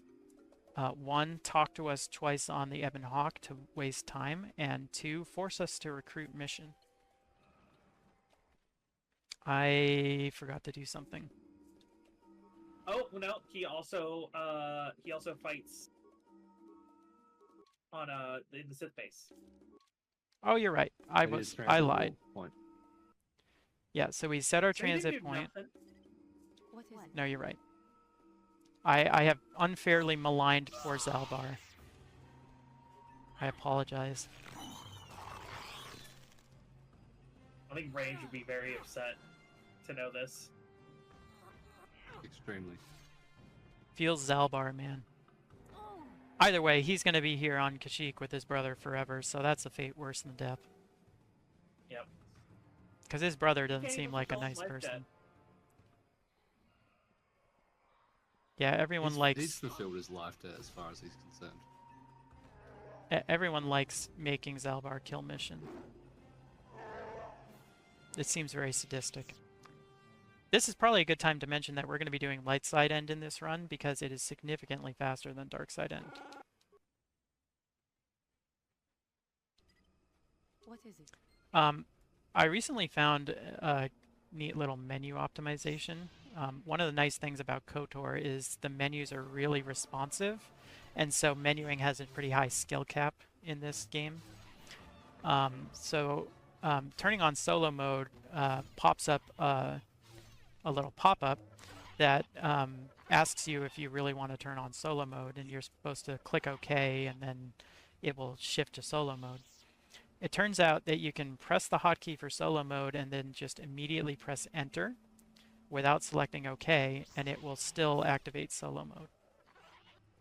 Oh, so you don't even have to press up enter. You don't have to press up enter, you just press enter. Oh. I literally discovered this yesterday. Wait, Whoa, this is run that game-changing. back. Yeah. Hold up. Like, we need to get a live feed of this. Okay, I will demonstrate it again when we get to the lower Shadowlands. So Yeah, I'm keep ready. an eye on it.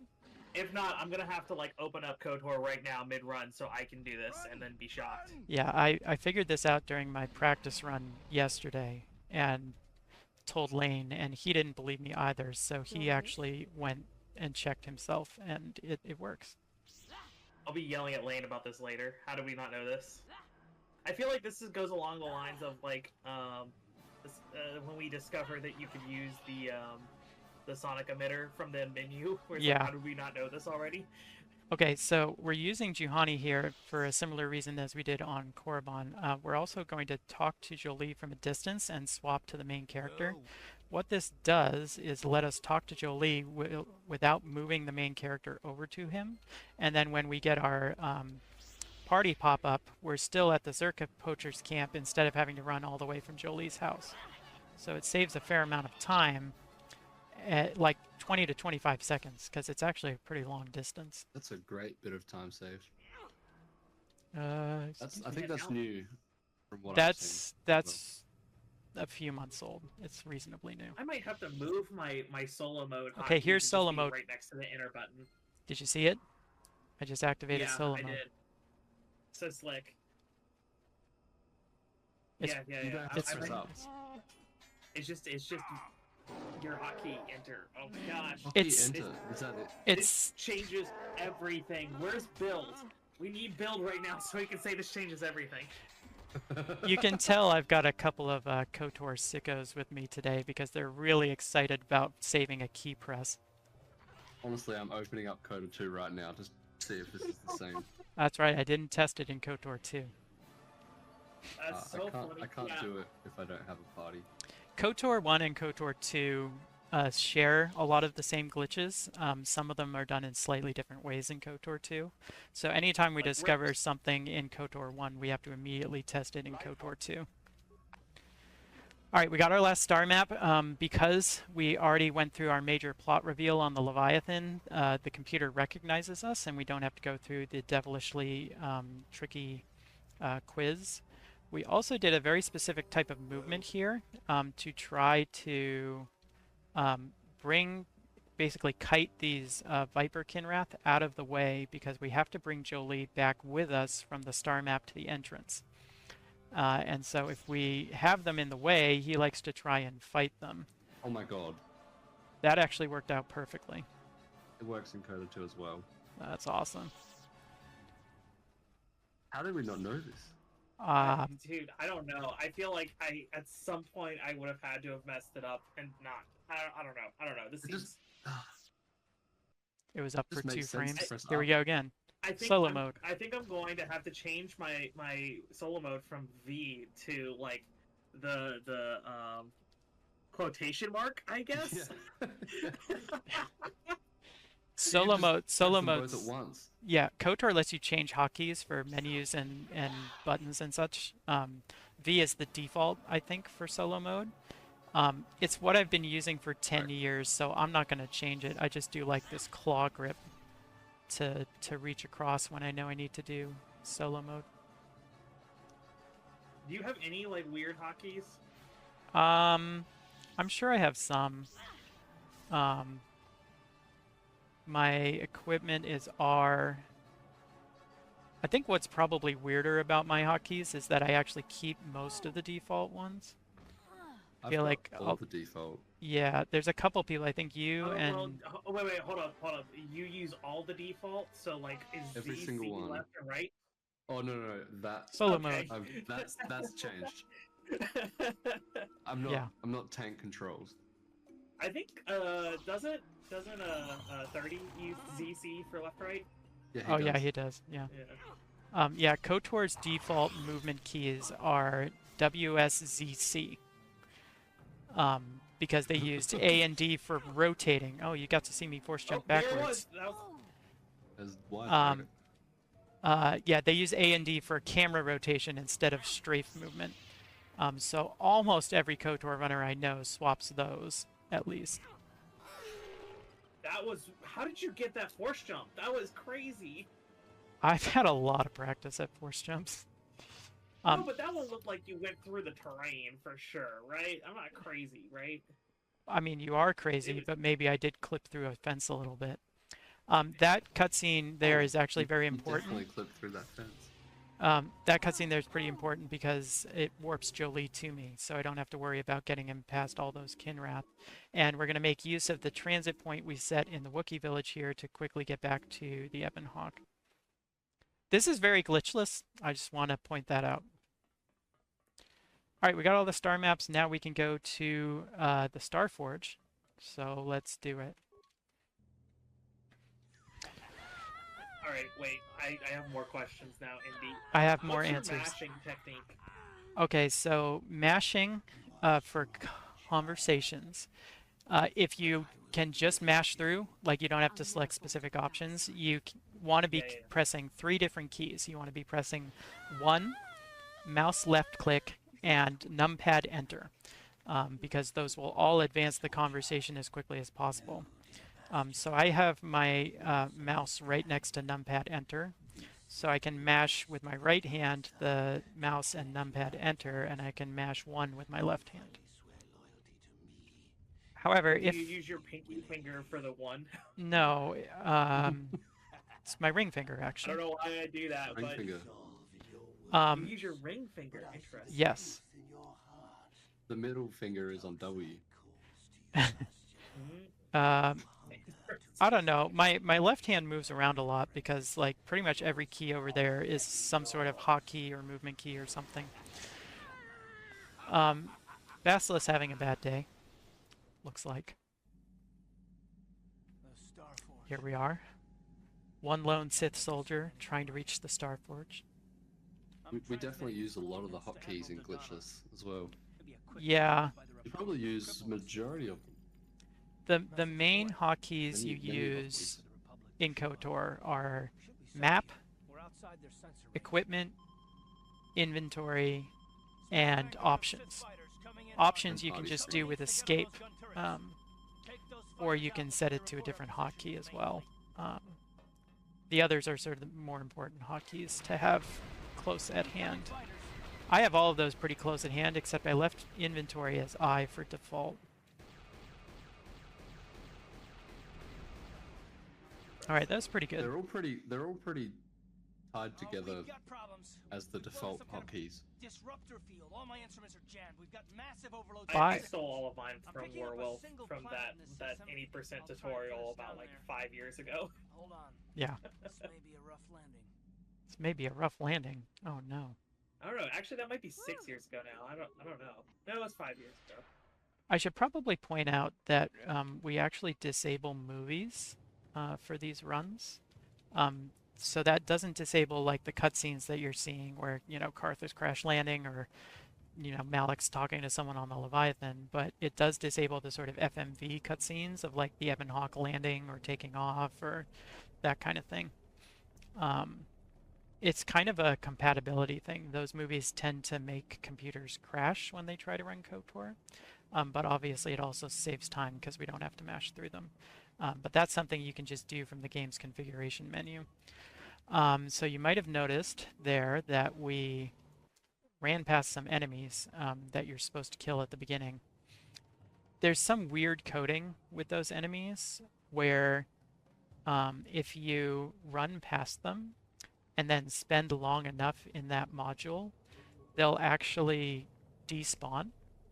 They'll just pop out of existence. And so when I was applying my stims right before I left that initial beach area, that was basically wasting just enough time for those Rakatan warriors to reliably despawn when I go back. Someone want to, Ningo, do you want to explain Rancor Juke version 2?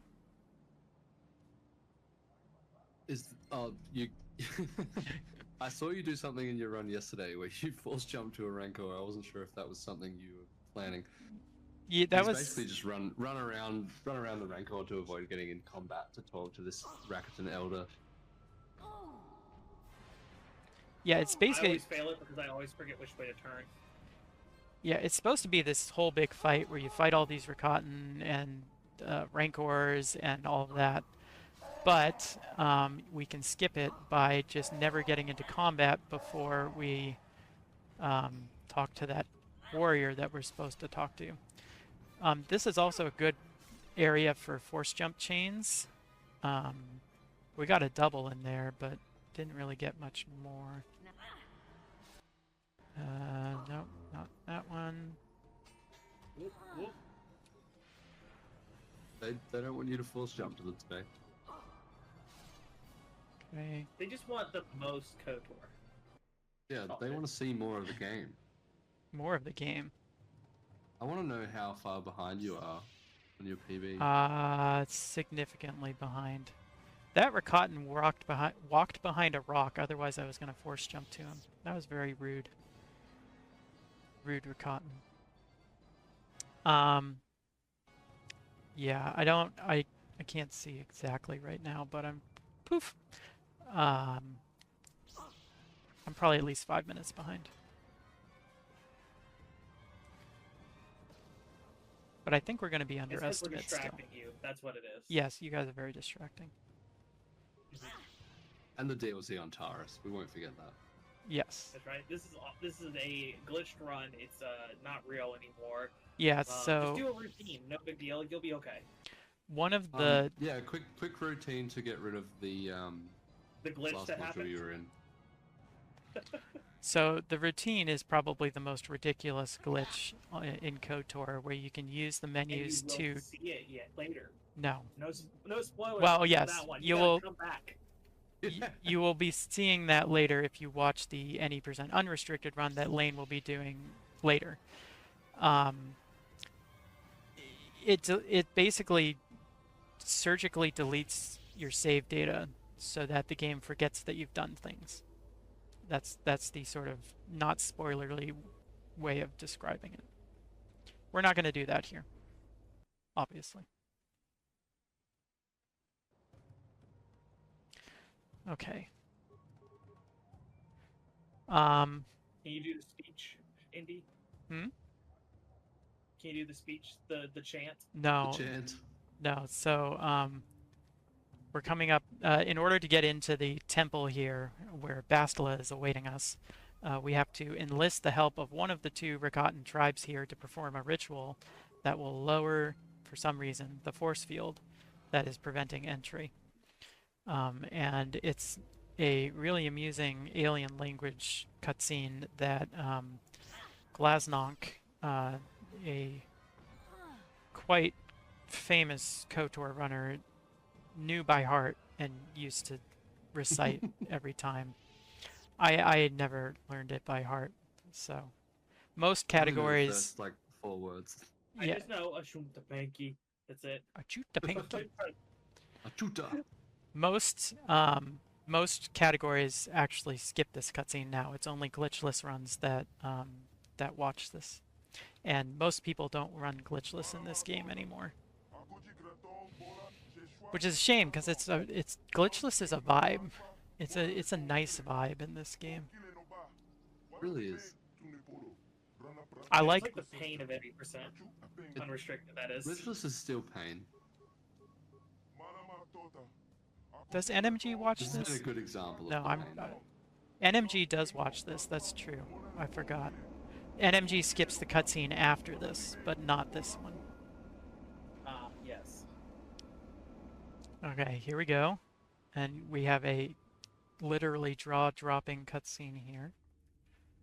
We're getting kind of into the end game here. We've got to go through the temple and deal with Bastila, and then we get to go to the Starforge and make our way to the end. So we've probably got about 20 minutes left, 15 to 20. You can tell it's getting serious whenever the Dutch angles start coming out. Yeah, We shall be invincible. jaw drop. Then we shall begin our final conquest of the core worlds. And the Republic Look, Malik, will it be was just an crushed accident, forever. okay? I didn't mean to. I think Malik has a Sorry, lot I of. didn't mean to, like. I think Malik has a lot of repressed anger. Or maybe not repressed. Is he Maybe it's just repressed? straight up anger. So we're going to kind of delay a little bit here to let this droid get a little bit further down the hall, and unfortunately that backfired. I was trying to set up a force jump chain with the second droid. If you force jump to the first one right away, then the second one's still too far out of range. But unfortunately, I didn't even kill the first one, so that's sort of the key point of a force jump chain is you have to actually kill the first one. All right. We got a couple guard droids here that we have to kill in order to open a drawer. They're usually one-shots with flurry, but they're not usually one-shots with force jump, which is why I don't force jump to them. This is a fiendishly difficult puzzle where every time you step on a tile, it changes the state of the neighboring tiles. But if you just do an H shape, then you can defeat it and move on. This is one place where the game automatically sets solo mode and disables solo mode so that your party members don't come tromping in and ruining your logic puzzle. Chat, don't believe him. He really just pressed solo mode enter that fast that the stream couldn't pick it up. Solo mode. I can't believe that. That's blown my mind today. Yeah, would you say that your jaw is dropped? My jaw has dropped. I woke up for that. I just love that they called it solo mode. It's a nice Star Wars touch there.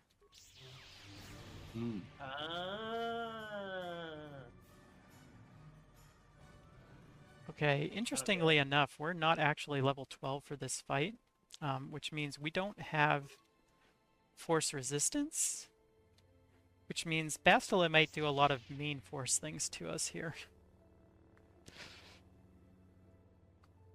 Just bop her. Oh, great. Oh no. You should have set up a Like I said, mean force things. Stop pushing me. That's just rude. Very mean. Wow, you murdered Jolie. He's dead. He's dead anyway. Okay, this is where we choose our ending. We're choosing light side because if we go dark side, we're actually forced to bring Bastila with us. And Bastila likes to stop and try to kill all the enemies that we want to run past on the forge. So we really don't want to have a party on the forge, which is why light side is faster than dark side for glitchless. Any percent unrestricted actually does dark side end, as does the all-star maps run. But all the other categories don't have enough glitches to mitigate the impact of having a party member, so they want to do, including this one, light side end. Alright, so now we're just going to take a nice jog back to the ship. And we'll be ready to watch the last, okay, not the last, one of the last cutscenes that we have to watch. And I'll have a better estimate of our end time coming up here in a second. This is a nice cutscene, but trying to get a... yeah, Canderous still hasn't found a shirt. He's getting a suntan. That's it. Right. What's a Mandalorian to do on a beach planet? I mean, we see the other Mandalorians on that planet. I think Canderous is the only one that's having a good time, though. Okay, so now that we have chosen the light side ending, we have finally gotten enough light side points to equip the Solari crystal, which is restricted to light-aligned characters. It's the best crystal in the game, but it's a bit of a lie.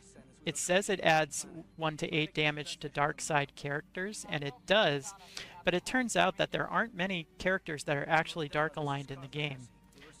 Malak at the end is, but Darth Malak on the Leviathan is not dark aligned. He's actually at perfectly neutral alignment. Bastila is dark aligned on the Summit, but is not dark aligned on the Starforge. So that plus 1 to 8 damage doesn't get applied nearly as often as it should. But even without that, you still get a +3 attack bonus and a +3 flat damage bonus, and those are both really useful. So we got it on Korriban about an hour ago, and we just finally equipped it. We used to try and equip it earlier, but if you want to equip it earlier, you have to become light aligned earlier, and that means doing a lot of extra light side stuff that we don't need to do. So it turns out to be faster this way. Now, Indy, we have a couple of names for this cutscene. Yes. What were they again? This is the unskippable cutscene. It's also sometimes called the Vandar Door cutscene, because if you listen closely, I don't know the other names. You're gonna have to tell me. The sandwich making cutscene. Oh yes, because we can make a sandwich during this cutscene. This cutscene is 2 minutes 31.4 seconds long. It's the longest cutscene that cannot be sped up during this run.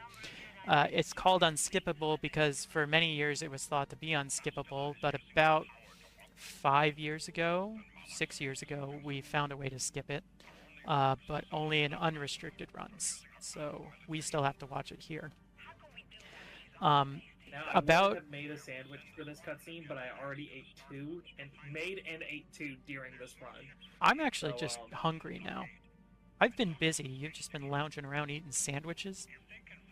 Yeah, and look, at some point I just walked off and got a sandwich, and I made a bologna sandwich right here in front of me. Amazing. What's your lunch meat of choice? My lunch meat of choice, roast beef. Ooh, that's a good choice. Don't worry, Admiral. The Evan-Hawk and her Nico? crew are gonna see this through to the end. I've been having mincemeat lately. Mincemeat, okay. Chat, drop your favorite lunch meat in the chat in honor of the make a sandwich cutscene. For me, that would be the fall asleep cutscene. Okay, we have about 10 minutes left in the run. So it looks like we should... Plenty of time to get your favorite lunch meat in the chat. That's true. Ham is good. Pastrami is not my favorite, but that's fine. This is probably a good time to mention that the any % unrestricted run has a record time of 18 minutes and 2 seconds. There are approximately 18 minutes of cutscenes in this run. So if Chaos had started an any % unrestricted run during the first cutscene on Endar Spire and only played during the cutscenes, he would be close to finishing by now. That's a wacky stat. I didn't know that. I haven't... I guess that is...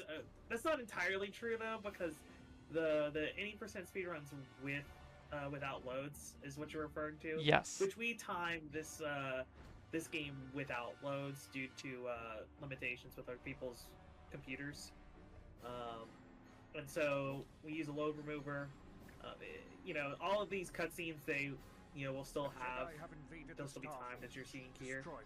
But there's extra time that would definitely get added on to an any % unrestricted, especially because we do so much saving. Yeah, any % unrestricted is more like 22.5 minutes real time, something like that. The timer you're seeing on the screen right now is real time as well. So once the run is over, I'll switch it to load remove time, and we can see where I would have ranked. Okay, so Starforge, there's just a bunch of enemies. We're going to try and run past them. We're kind of bumping these droids so that they part just enough for us to get through there. We don't have to kill anything on the first 2 decks, but we also need to survive long enough to do the stuff that we have to do. Force jumping is again useful here. We have another big cutscene coming up, and we'll have to recast force speed after it because it will run out during it. This run is really routed down to where you cast force powers because of duration glitch, among other things. So if I cast force speed right after this cutscene, it will last up until the Bastila fight. If I cast force valor as I'm moving to the next module, it will last through the Bastila fight. The stims I just put on right after that cutscene with the droids will last through the end of the run. But where I use stims and force powers is routed out specifically. And after I said all this, I forgot to cast force speed, so we're going to do it again. All right. No, it was a strategic decision. Yes. I was too busy talking about what I was going to do that I didn't actually do what I was going to do. I find that happens to me a fair amount in marathons. That's fair. All right. This is the scary place. We call this the Hallway of Doom, or sometimes the Hallway of Death, or sometimes the Hallway of Pain. As you can see, I've gotten slowed. That means that one of those Dark Jedi tried to cast Force Stasis on me, and I saved against it. But even if you save against stasis, you end up, instead of being paralyzed, you end up being slowed. We just hit a pothole. Sometimes your character gets stuck, and we call them potholes. I know I've had Lane explain potholes to me multiple times, but I'm forgetting exactly what it is. Okay, we used the last of our Another one. computer I spikes. think it has to do with like floors, right? Yeah, I assume it's like a seam in the walk mesh or something like that. Anyway, the unfortunate thing about getting slowed like that is I had to cast Force Speed again to cancel it out, which means Force Speed is probably going to wear out before I go to the next module, so I have to recast it here. And none of this is really a big deal, but it is draining my force power, my force points. And so it might limit what I'm able to do force-wise towards the end of the forge, but we'll see. We made it through the first 2 decks without too much incident, so that's good. We now are on deck 3, which is the deck of forced fighting. We have to kill 3 Dark Jedi in particular, who are going to seal a door, and then we'll have our final confrontation with Bastila. It is faster to spare Bastila than to kill her. At one point, not in this route, but in No Major Glitches, there's an experience backup where if you don't hit your experience threshold, you can actually kill Bastila to get the last bit of experience you need. This Dark Jedi is going to be force jumping at me the entire way down this hallway.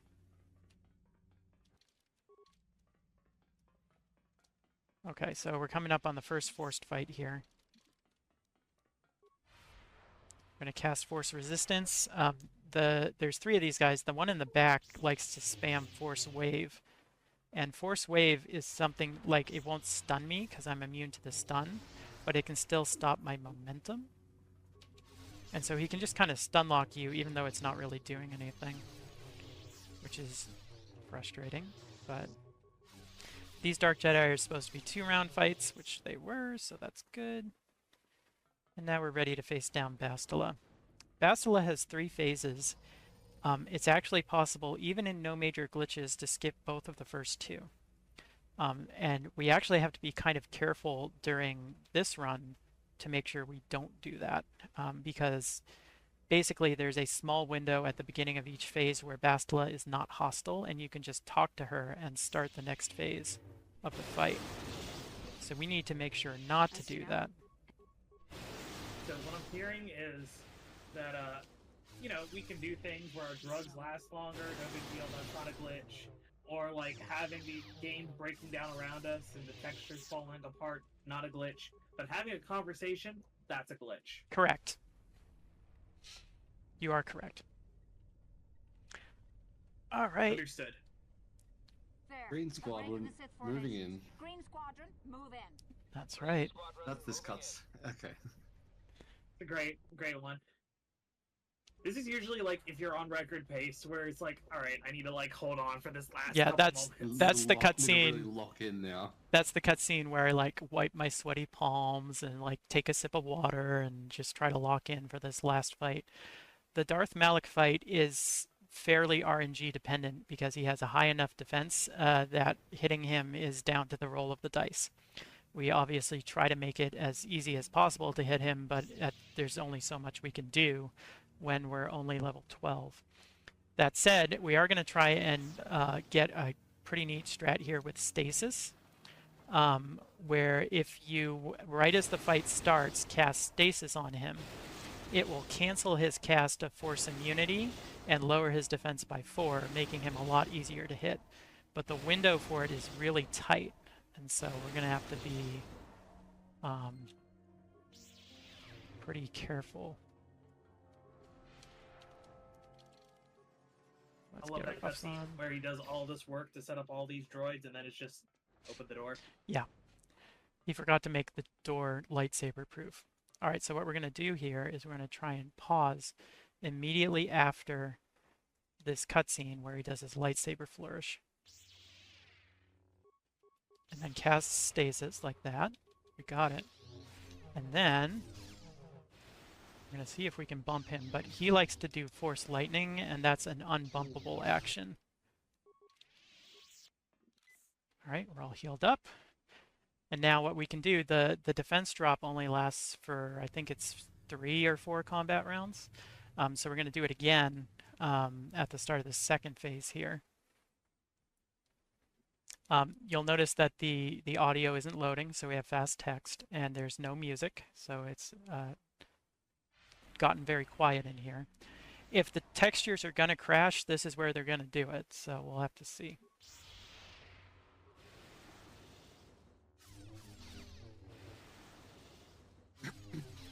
Okay, so we want to get him down to just above the threshold where he'll go and use another one of these Jedi popsicles, as we call them, and then go eliminate all of them. We took disable droids specifically for this fight so that we can basically deny him healing. If you don't have a force power that can deal with these, by the way, you have to destroy Malik 9 times, which is super annoying. Force jump. And timing is going to end right as this screen turns black. So that's it. That is KOTOR any % glitchless. GG's, Indy. GG's. Thank GG. you. Thank you. That was actually a pretty good fight. It can go much worse than that for sure, but getting the stasis strat makes it a lot cleaner in general. So it was really good that I got that because it's a one shot thing. So yeah, I want to shout out the whole KOTOR community. We have a really nice community around this game. I've had, Chaos and Ninko here chatting with me about this run. We have a couple great glitch hunters in Lane and Hot Shot Wire, whose name has come up a few times already, I think, during this marathon. We got a lot of great runners, so many great runners that I'm probably not going to be able to name them all, but they make running this game really fun and are the reason that I'm still running it after 10 plus years of KOTOR speedruns. So thank you to all of you for making KOTOR fun. Thank you to the people at RGLtv and Kessel Run for having me on here. It's always fun to do this each year. And I hope I can be back with KOTOR again next year with some other fun run. Before we go, let's check what the in-game time was. So we'll switch that to game time. So we got a 1:56:21 for game time. That's Very respectable. That's still ahead of my PB. considering how bad Terrace was, because Terrace was really bad, but considering how bad Terrace was, that's actually a really good time. That's about 5.5 minutes behind my record. So I'm pretty happy with that. That's still 21 seconds ahead of my PB. That's infinitely better than mine. I haven't even finished a run of this. I don't. You got a 1:59 Chaos? Chaos Yeah. just can't help Like, himself. you can just invalidate that. I don't think it's real. He likes glitches too much. 3 And- years old? So yeah, if you like glitchless runs, Ninko is the best runner of KOTOR 2 glitchless, and I think you're starting to get back into that, right? Yeah, I'm trying to get sub to our first run ever. Yeah, it's about 10 minutes longer than this run on average. So, Yeah. so definitely check that out if you're interested. I'm going to be attempting to get a sub 150 in this run. So if you're interested in watching some of that, you can check my streams out. And otherwise, if you have an interest in speedrunning KOTOR, check out our KOTOR Speedruns Discord. And we're always happy to help new runners, and I'll hope to see you there. And otherwise, enjoy the rest of the marathon. And I'll be back on the mic with Lane for Code 20% Oh, yes. Unrestricted, and that'll be in a couple hours after Rogue Squadron. Definitely. So, So if you liked this run, but you want to see just how glitchy KOTOR can get, definitely watch Lane's any percent run later. That is going to be an awesome run to watch. Yeah, I think that's in about 5 hours. Okay. sounds right. Sounds good. I'll make sure to wake up for it. All right. Yeah, you go to sleep. I've been asleep. I missed Spacewalk. Well, if there is any part of the run to sleep through, Spacewalk was the part. I definitely didn't see Spacewalk. Okay. Oh, We're done no, here. that was great. We're all done. Thank you very much, and enjoy the rest of the marathon and the rest of your weekend.